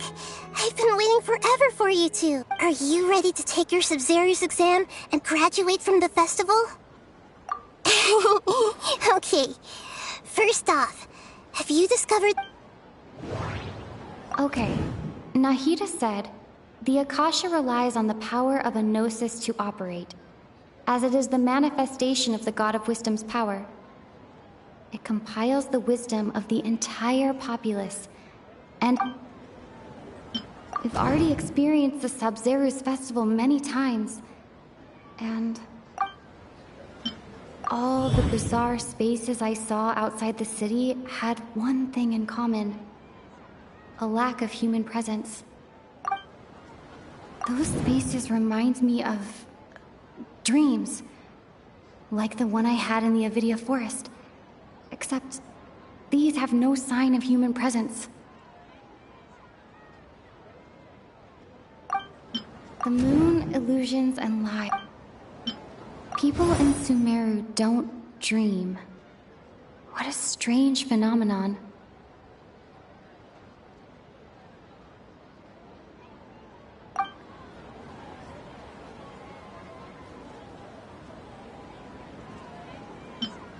Those spaces remind me of...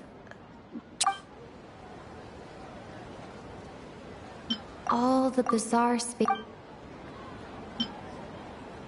Those spaces remind me of...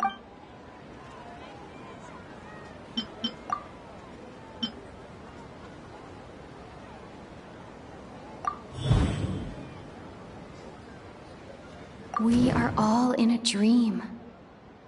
It isn't that the people of Sumeru don't dream. Rather, the Akasha is taking their dreams from them. People in Sumeru think they don't dream, but the truth is the Akasha steals their dreams without them knowing it. And those spaces with no human presence are stolen dreams without their host. That would explain why they sounded so weird when she was trying to describe them. Huh. So people in Sumeru do dream after all. In fact, we're all in one big dream together, right? Correct answer. Now, how did you conclude that the Akasha is capable of this? The Akasha relies on the power of a gnosis to operate. It is the manifestation of the God of Wisdom's power. It compiles the wisdom of the entire populace, and it grants knowledge to the people.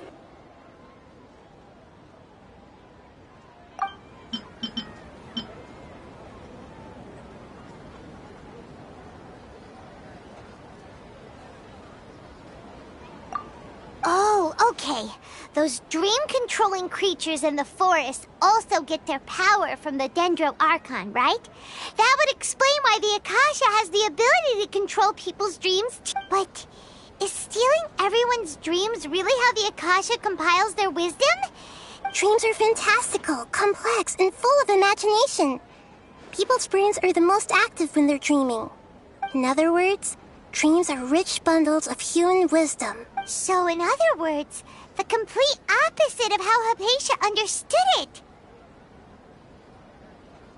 Paimon remembers her saying that the sages think dreams are foolish delusions, and the fact that no one dreams is a blessing from Greater Lord Rukkhadevata. So it was all a dirty... The real story is that the sages from the Academia are using the Akasha to steal people's dreams for their own use, huh? Oh? By the sounds of it, you understand the current situation pretty well. So then, what about the samsara?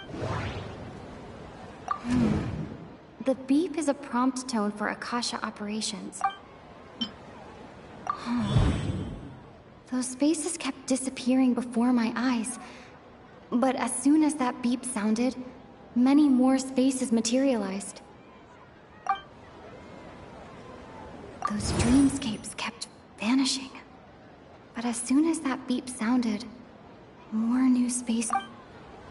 Grand Sage said, go celebrate the birth of that god to your heart's content. Did he mean something? My mind feels exhausted. We've already experienced the Sub-Zeru's festival many times. And the day of the festival seems to be in a perpetual samsara.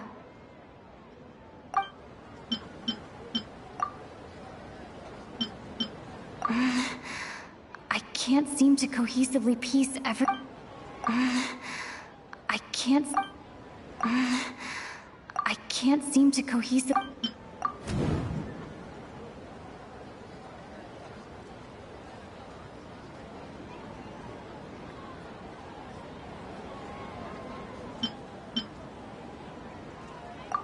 Correct. The Akasha is keeping each person's brain in a constant dream state, but also separating their consciousness from their own dream.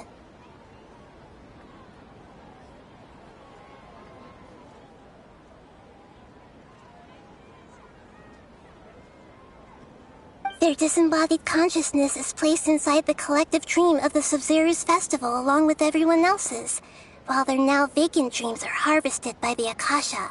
No one is any the wiser as another day passes in the dream, and so begins another samsara cycle.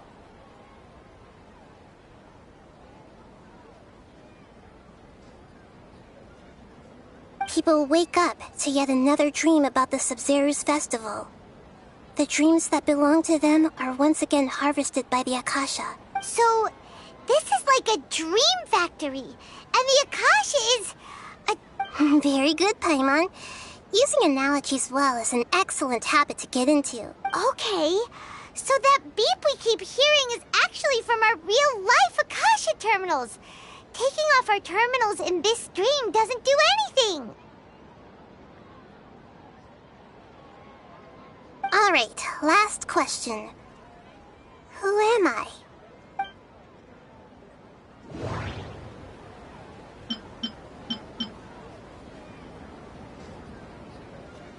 They say that alchemical divination is the Dendro Archon's divine revelation. So then, if Nahida has referred to herself... Now that I think about it, wasn't illusions a hint that we're all dreaming?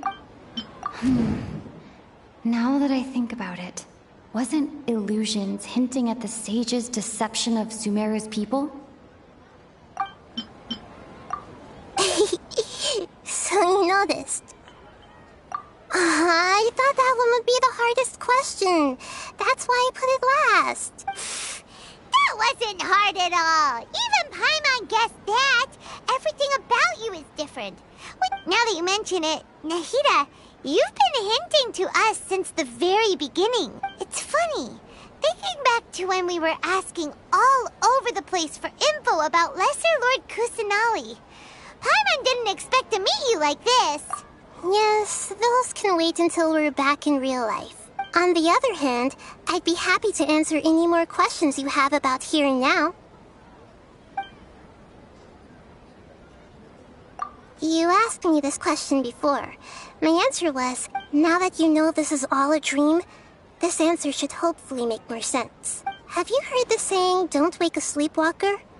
Likewise, if someone suddenly had told you all this instead of you learning it on your own, your notion of reality and dream would be thrown into irreversible confusion. I couldn't expose you to that kind of risk. That's why I could only give you very subtle hints and some suggestions.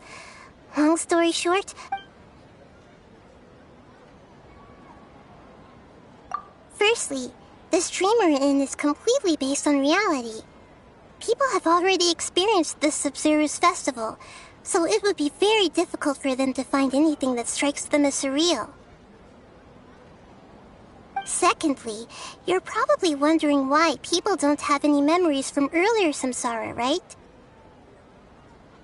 That's because people don't remember their dreams most of the time anyway. And in any case, their actual dreams are being taken away from them by the Akasha. So whenever they wake up in this dream of the Sub-Zero's festival, they don't remember anything from their previous identical dream. That reminds Paimon. Traveler had a dream when we were in the Avidia Forest, but couldn't see what it was about after waking up. Is that an example of what you mean? Yes. Only after receiving the blessing of Dendril can a person gain the Dendril element's dream-enhancing power. That explains the feelings of deja vu. Meanwhile, everyone else has no idea that they are in the Sub-Zero's festival samsara, while their dreams are stolen from them over and over again.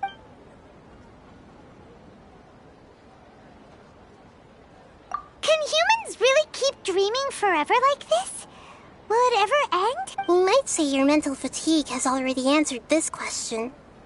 Eventually, there's only so much that people can tolerate, especially those whose health is compromised to begin with, like Dunyarzad. This relentless exploitation People's lives are at stake here, and nobody knows if they...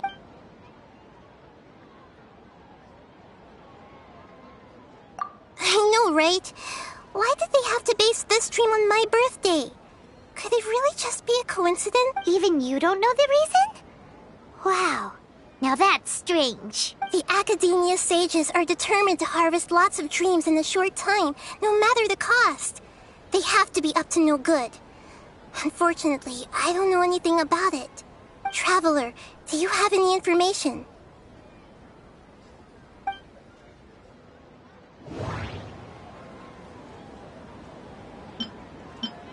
Grand Sage said, go celebrate the birth of that god to your heart's content. Okay, those faces remind me of... dreams. Celebrate the birth of that god? Could it mean...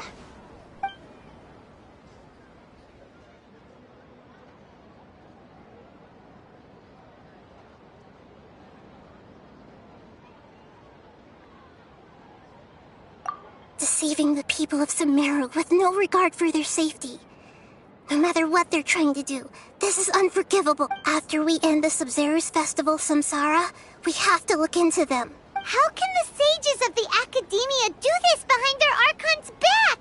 This is ridiculous! In the end, I'm just the moon. The real sun is long gone. A sun and a moon? Nahida's talking in riddles again. Oh, we're out of time today. I'll tell you how to break free of the samsara tomorrow. Good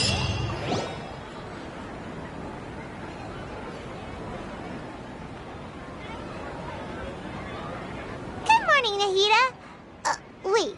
Now that Paimon remembers everything, should we instead say good morning, Lesser Lord Kuth... Hey! What's wrong, Nahida? You don't look too good. I'm afraid that what you're thinking right now is correct. Did Dunyarzad already disappear? The real Dunyarzad's consciousness has indeed disappeared. It can no longer endure the constant dream harvesting. Paimon can't believe it.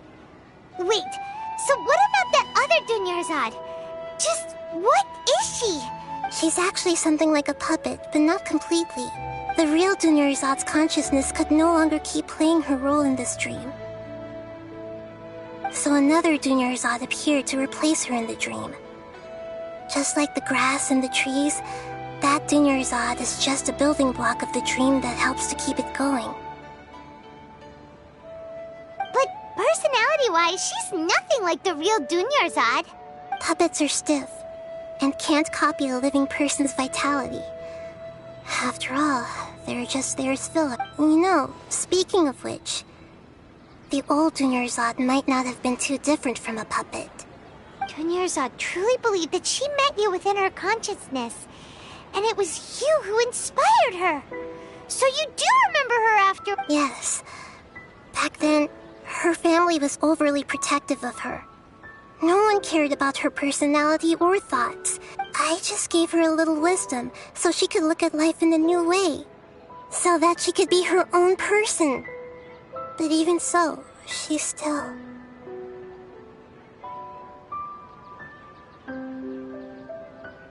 Far from it. I'm still a long way off from being a real Archon. I couldn't even save her. If I were a competent Archon, I wouldn't have let my most faithful follower die at the Sumeru festival with so many regrets. Please don't beat yourself up over it, Nahida. It's the sage's fault, and they're...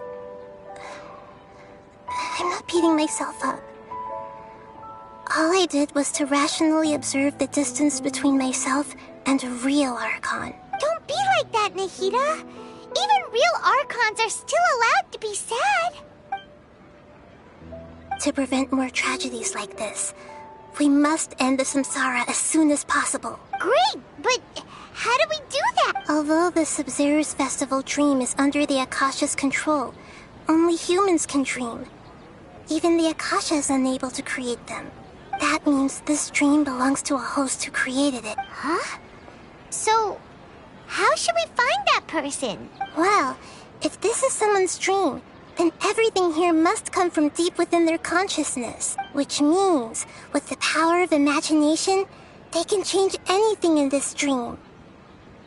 Imagination? Imagination means breaking through what you perceive as normal. Like when a server at a tavern brings a plate to you, you'd naturally assume that food is on it. However, if you're the dream's host and you become aware that you're dreaming, when you imagine gold and more on the plate,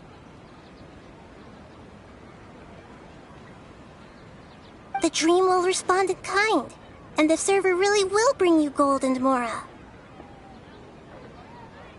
But right now, our host is unaware that this is a dream. No matter how many times they're served, it will always be food. Find some way to make that person realize that they're dreaming. Usually, once that happens, the person will wake up and the dream samsara will be broken.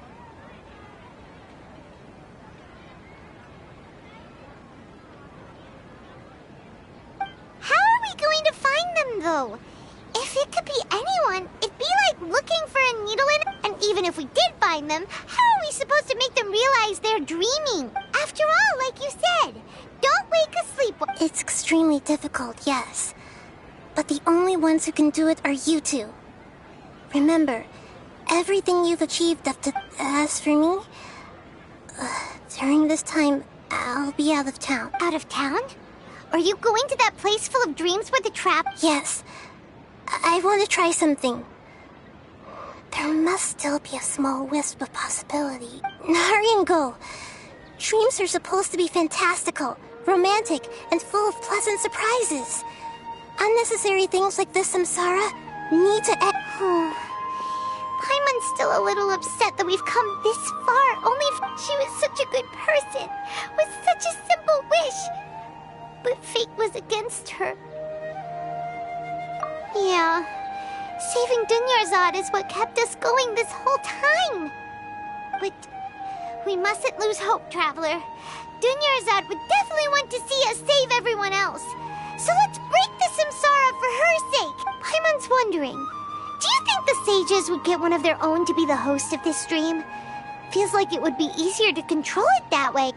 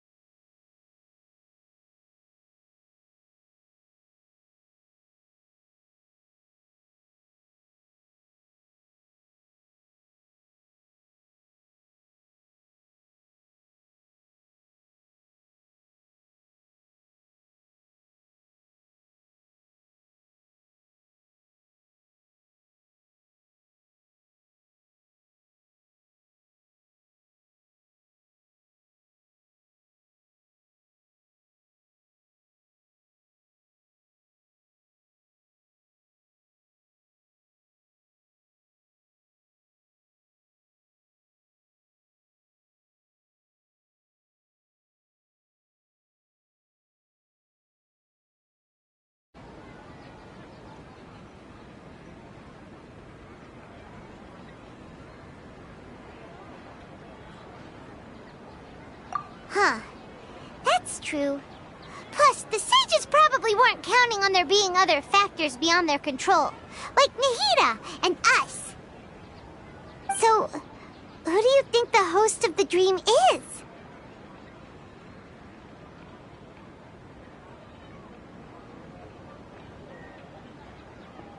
Oh, that would make sense. Ferris, the Knight of Flowers, is a symbol of the whole Sumeru's festival, right? Pretty core character. Let's go ask him some questions, shall we?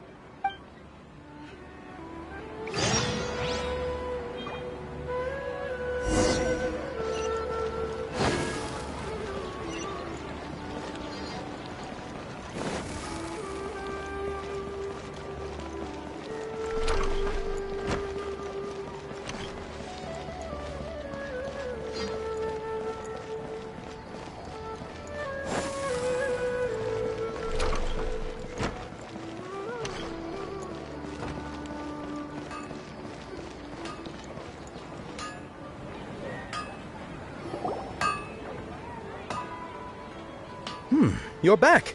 You left in a hurry last time. Everything's fine. Just, it's a little hard to explain. An experiment? That came out of nowhere. Could you make a wish? You want me to make a wish? Is that a new subject? Less questions, more wishing! Okay. My wish. Okay. I'm a little nervous saying this out loud, but I want Miss Dunyarzad to be happy. Oh. I noticed earlier that she looked a bit down, and she wasn't really talking to anyone. She just doesn't seem like herself. She's always so gentle and kind, and all the kids love her. I've also wondered if the reason she asked me to be Fairest Knight of Flowers is because I'm special to her, or something. So, you have a crush on Dunyarzad? Oh, is it that obvious? After what I just said, I guess it is.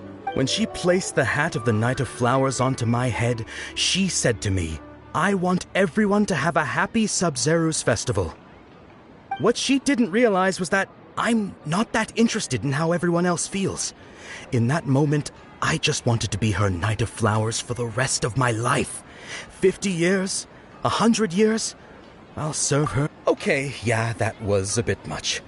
Felt like the right moment to get it off my chest, but that was pretty embarrassing. Okay, I'm ready to make my wish. I would like Miss Dunyarzad to appear in front of me right now with a smile on her face. Here goes. Please come true. I'm gonna open my eyes. Oh! You're... What? Faki? Sorry, but only one portion of Yalda candies per person. Back home you go. Nice try, you two. Anyway, never mind. I don't need to see her appear right in front of me. As long as she's happy. Guess he isn't the host of this dream after all. Should have expected it wouldn't be this easy.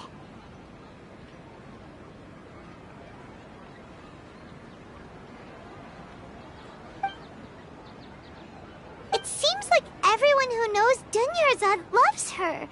But none of them has any idea that she... My lady, step back. That sounds like Dia! Oh, right. This is when Dunyarzad bumps into the kidnappers.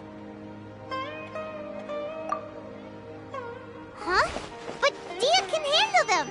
Hey, Traveler!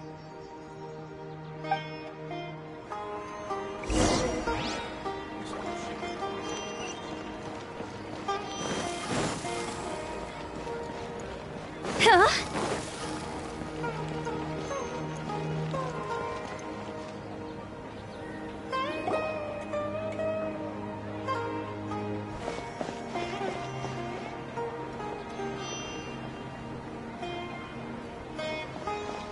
Oh, it's you. Great timing. Please take...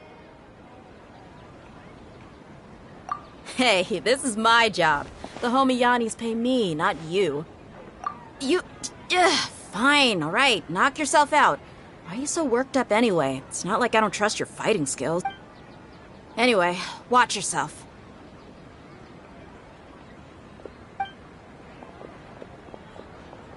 So you got yourself some backup. That's close enough. Feeling lucky today? Go!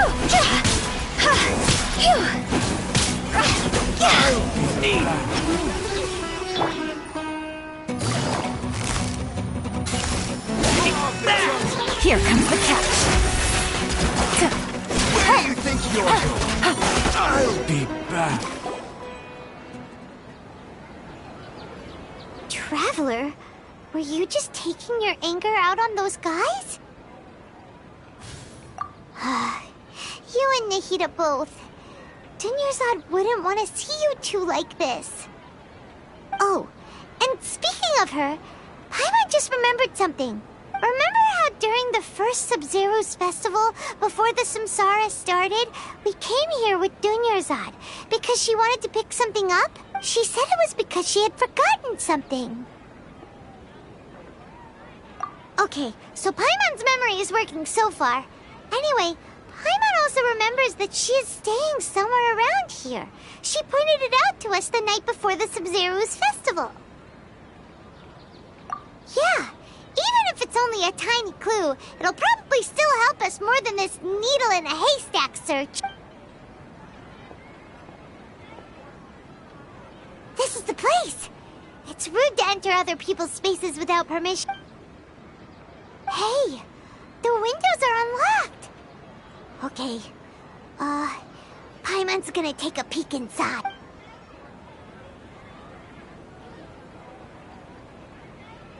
This was only a temporary residence, so there was pretty much nothing inside except this book on the table. Should we open it?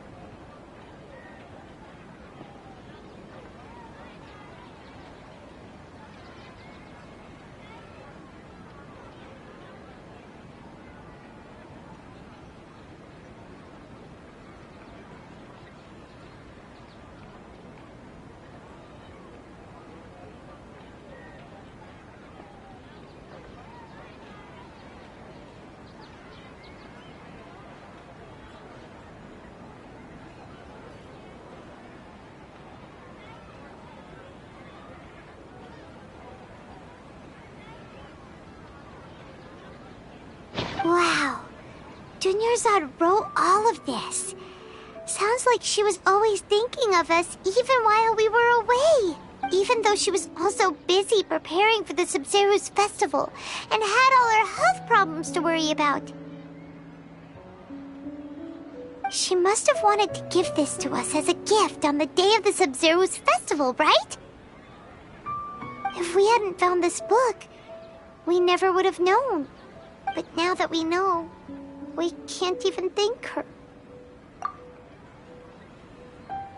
Hey! Where are you off to now?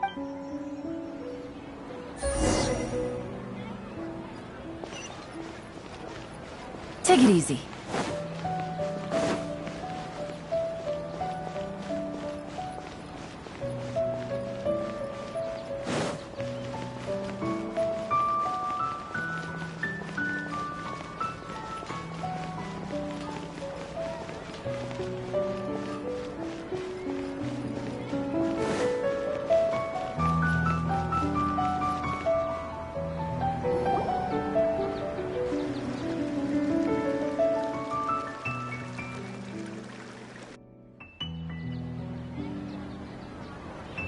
It's Dunyarzad's puppet.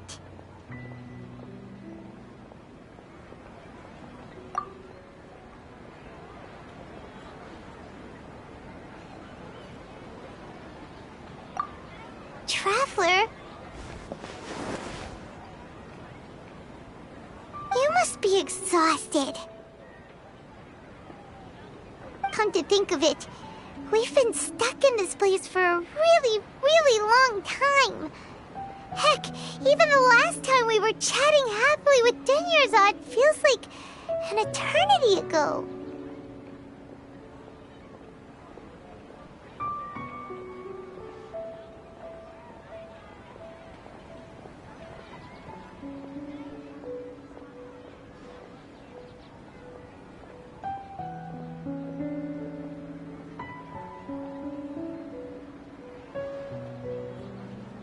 Paimon still remembers when we were sitting here, and the way her eyes sparkled when she talked about Nilou's Dance of Sub-Zerus. There will always be frustrations in life, but I know that the point of living is not to leave behind any regrets.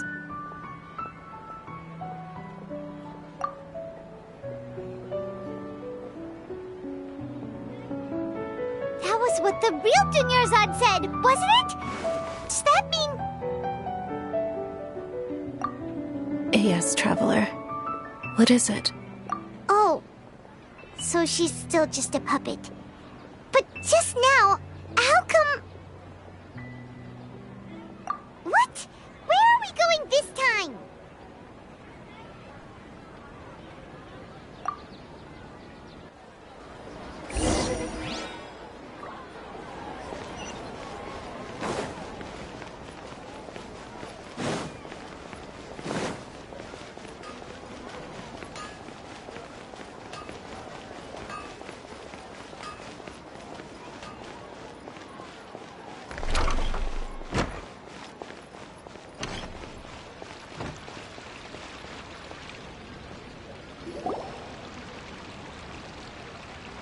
If you continue to resist, we will have to order an investigation into every single event or... The Grand Sage has already granted you much leniency. I advise that you exercise... Oh.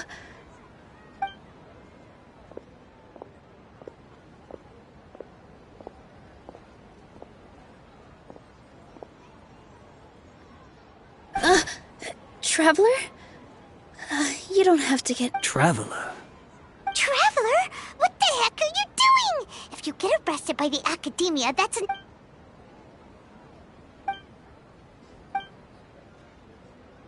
Wait, they're not reacting. Have they been scared stiff? Oh, of course! If this is the Sage's plan, they wouldn't put themselves through this. So they're just substitute. What is this? What happened to the Grand Sage and his entourage?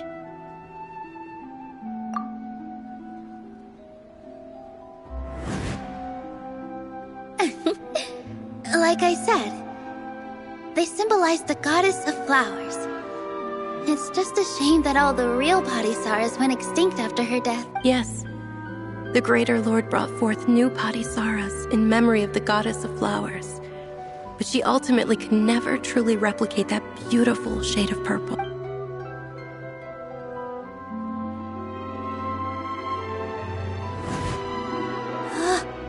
That beautiful shade of purple. Aren't these flowers real Padisaras? Just like the ones from the legend? I didn't even notice.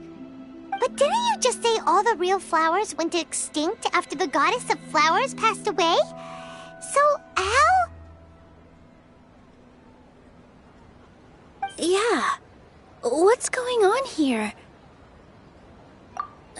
Huh? You guys are acting weird.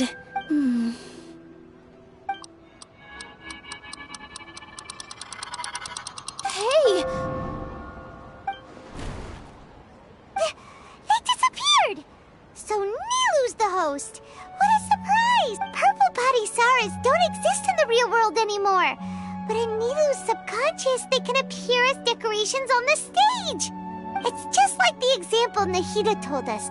People assumed there will be food on a plate, and Nilu assumed there would be real Padisaras in the flower pot. So when you saw the flowers, you instantly knew it was Nilu?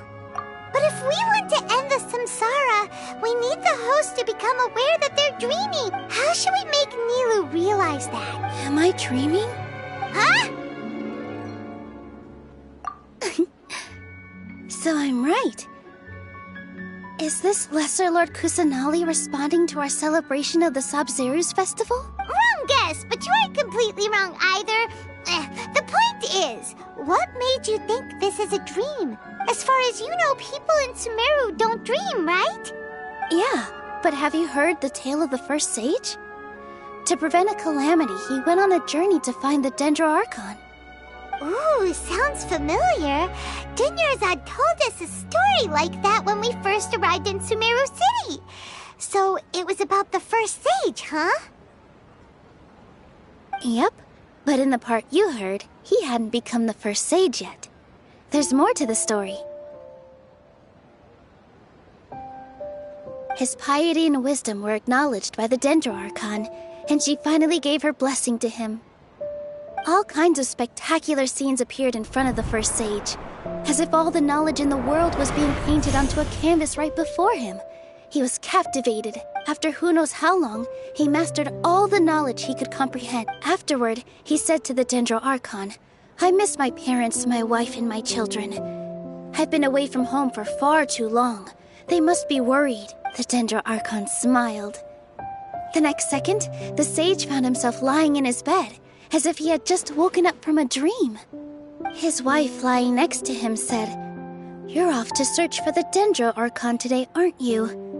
Have a safe journey, my love." In the end, the first sage took care of many disasters in Sumeru City and founded the Academia. What a happy ending. So, the first sage was dreaming ever since the beginning of the story? He never went on his journey? Yes, but his faith and determination were conveyed to the Dendro Archon, so she blessed him in the form of a dream. Paimon understands where you're coming from now. That's a really interesting connection. But we really gotta wake up soon. Like this. I see. Well, it just so happens that today's Sabzeruz festival is almost over too.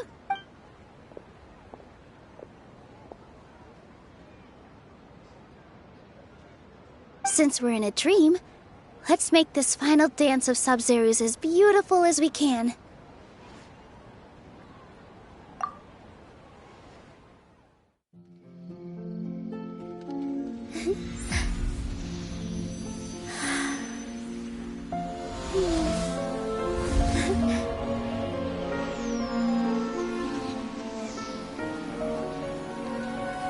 The wait is over, everyone. I dedicate this to our god, the dance of Sabzeruz.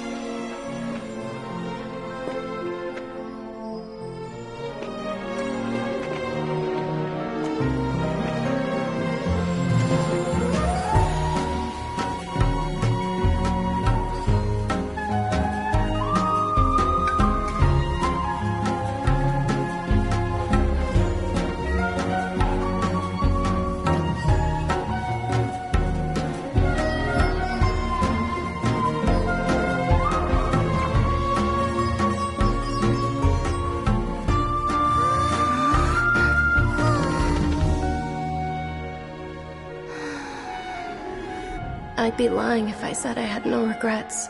I would have loved to see Nilou's dance.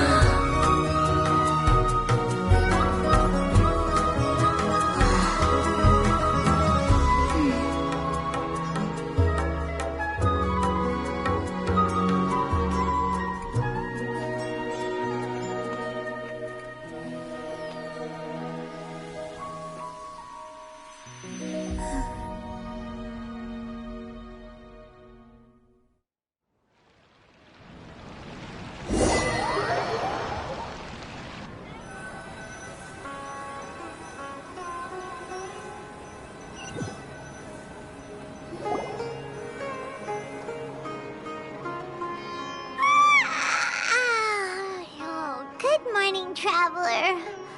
Oh, Paimon feels like she's been asleep for the long... Paimon's head feels super heavy. Did we oversleep? Paimon thinks it was after the Sumeru's festival. The Sumeru's festival! Have we finally escaped from the Sumeru Samsara? Quick! Take off your Akasha terminal!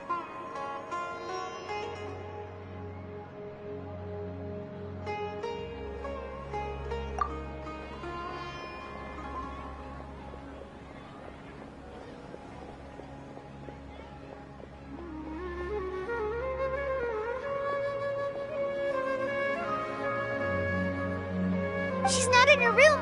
What happened? Huh? What usual spot?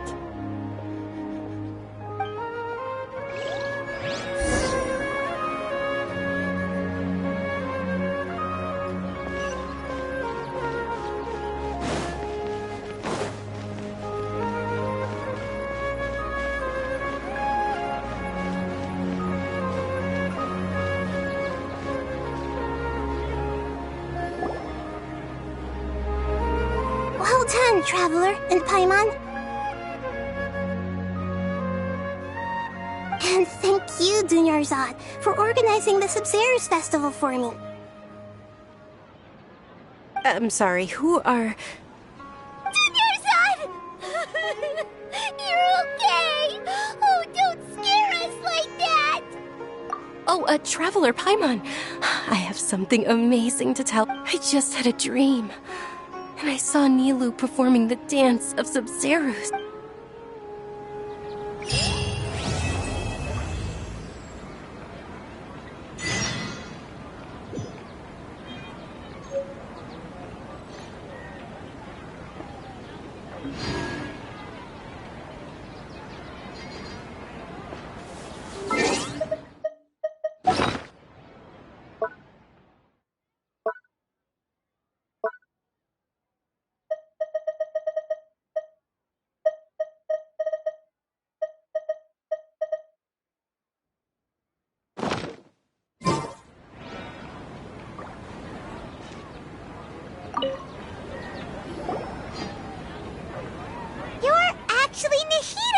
You.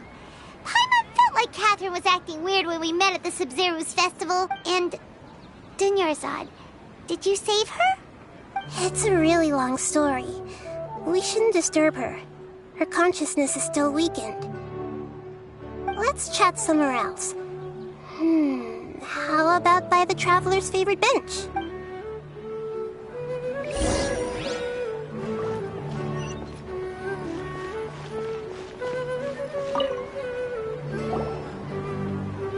What's going on? Why are you two so excited to see me? It's actually been much longer than that. Oh? Strange.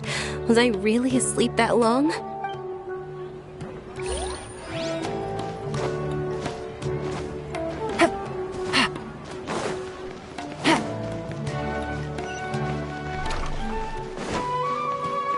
Take it easy.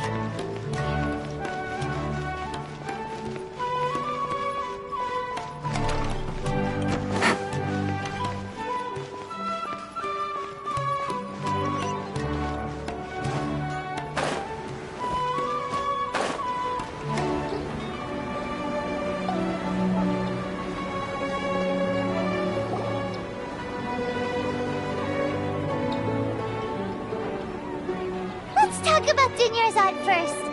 It's such a relief that she's all right. After we parted on the last day of the Sumeru's festival, I left the city and saw what the traveler had described.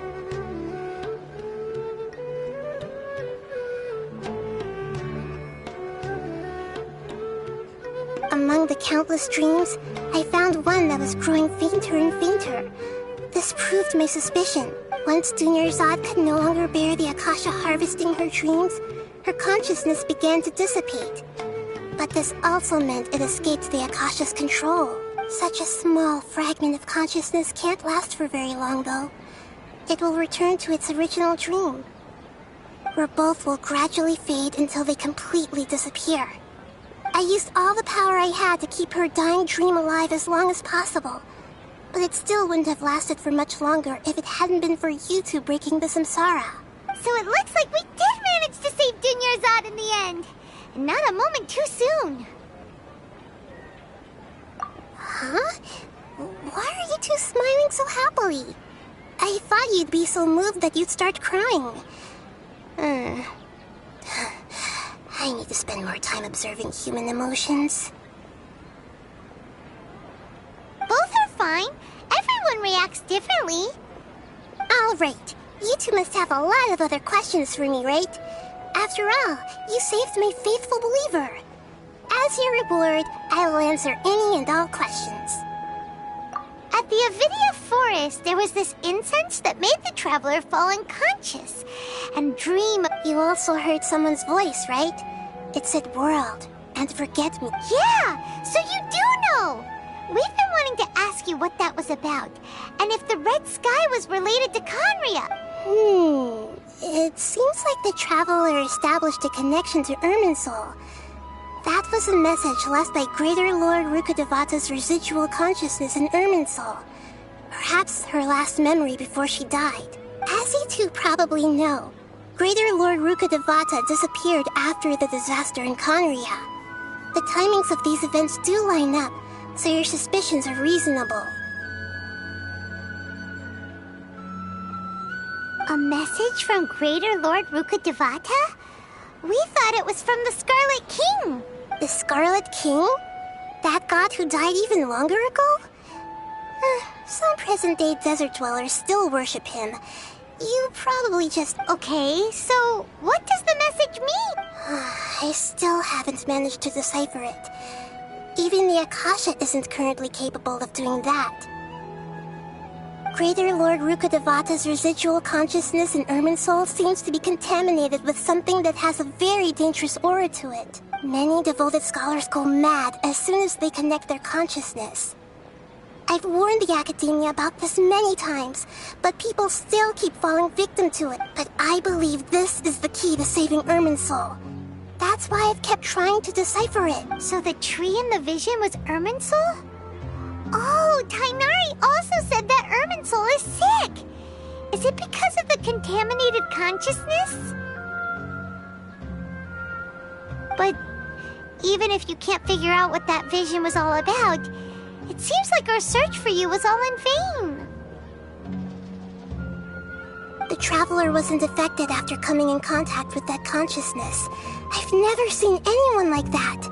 With you here, we may have a chance at deciphering it. No, we must decipher its secrets. I've already eliminated all other factors that might affect Irminsul. This is the only one left. This puzzle has life and death at stake. It could determine Irminsul's fate, as well as Tevat's. To be accurate, I'm using the Akasha as a medium to occupy Catherine's consciousness. How did you do that? Poor Catherine. Theoretically, I can enter anyone's mind as long as they're wearing their Akasha turban. The Akasha is the legacy of Greater Lord Rukkhadevata. As Lesser Lord Kusanali and the first Akasha terminal, my consciousness has always been linked to the Akasha. I've always respected my people's free will, so I've never actually occupied their consciousness. When necessary, I just borrow this bionic Snezhnayan puppet. Hold on. Did we just learn some deep, dark secret? So Catherine is... No wonder Paimon felt something was off about her. What about your own body? Why do you need to borrow other people's? Don't you live in the sanctuary of Surasthana? That story begins a long time ago. After Greater Lord Rukkhadevata disappeared, the sages found my newly born self and took me back to Sumeru. At that time, I was young and weak. The sages kept me in the sanctuary of Surasthana, ostensibly for the sake of protecting me. But I've hardly heard from them since. However, I do understand that they had hoped to find Greater Lord Rukkhadevata instead of me, a symbol of her passing. So, the sages basically put their new Archon under house arrest? How dare they! Why don't you teach them a lesson, Nahida? In some ways, they aren't wrong. Greater Lord Rukkhadevata was omniscient and omnipotent. Even after her death, the Akasha is still empowering this nation, and I'm still really far away from being able to call myself the God of Wisdom. Moreover, the Academia is also more proficient at governing this country. My existence has little meaning. Yeah, you got a lot of believers. Just look at the Sub-Zero's festival. Everyone who showed up truly loves you. Thank you for the kind words. But I honestly don't need physical freedom as long as I can connect my consciousness to the Akasha. Trying to find a way to save Irminsul is my life's mission and top priority. I will work on that, and try to live up to being a deity in the meantime. Every once in a while, I will also take up the duties of the God of Wisdom and enlighten a lost soul here and there. Doing all that should be enough. There's never been any big problems with the Academia's governance of Sumeru.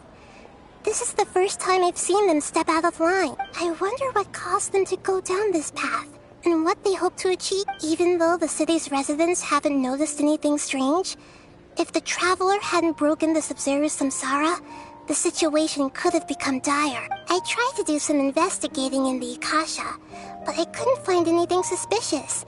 And all the people of interest seem to purposely avoid wearing their Akasha terminals. I think they're deliberately trying to hide something. Oh, that reminds Paimon. In Gandharvaville, there was a sage who had invited Tainari to join some kind of project.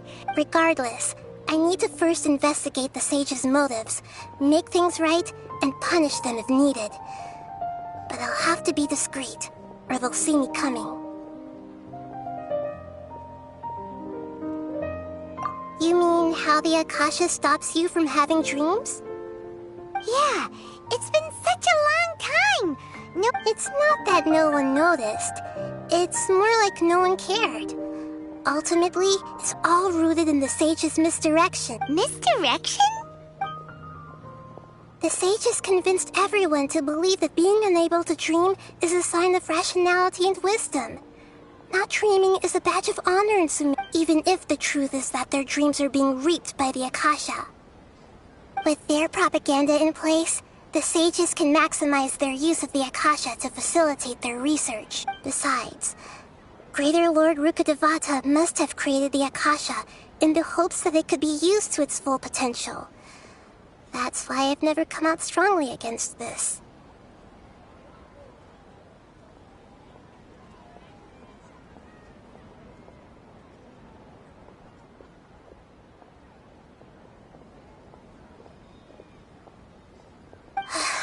Anyway, the perspective advocated by the sages drowned out any voices of doubt. By now, even those who never use Akasha terminals find it too shameful and embarrassing to talk about their dreams. Got it! I hope my answers were satisfactory, seekers of knowledge. To be honest, maintaining Dunyarzad's fading dream took a lot of mental energy. I think I may need to rest for a while. Oh, and you don't need to worry too much about the sage's activities for now. The Akasha won't be able to conduct another project on the scale of the Sub-Zero's samsara in the immediate future. Go and get some sleep. Leave everything to us. What a relief. This is truly the most exhausting birthday I've ever had. Traveler? Paimon? Why am I here? Do either of you know? Maybe you were sleepwalking. You know you can't wake up a sleepwalker. We happened to walk by, so we thought we'd wait for you to wake up. I see. Huh. I should visit my maintenance personnel sometime. Oh, I'm fine. I better go.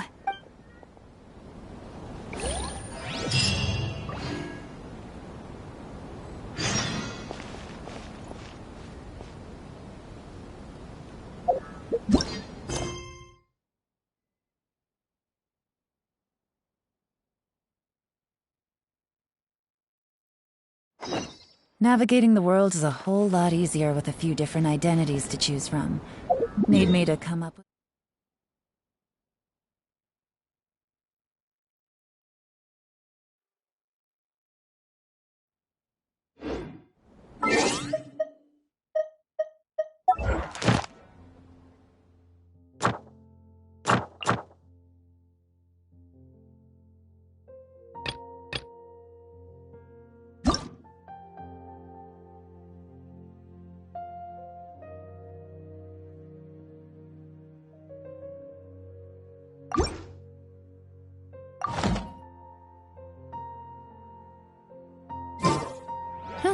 Good roll. All right, maybe I'll take one more day off and knock out the rest of the work once I'm feeling up to it.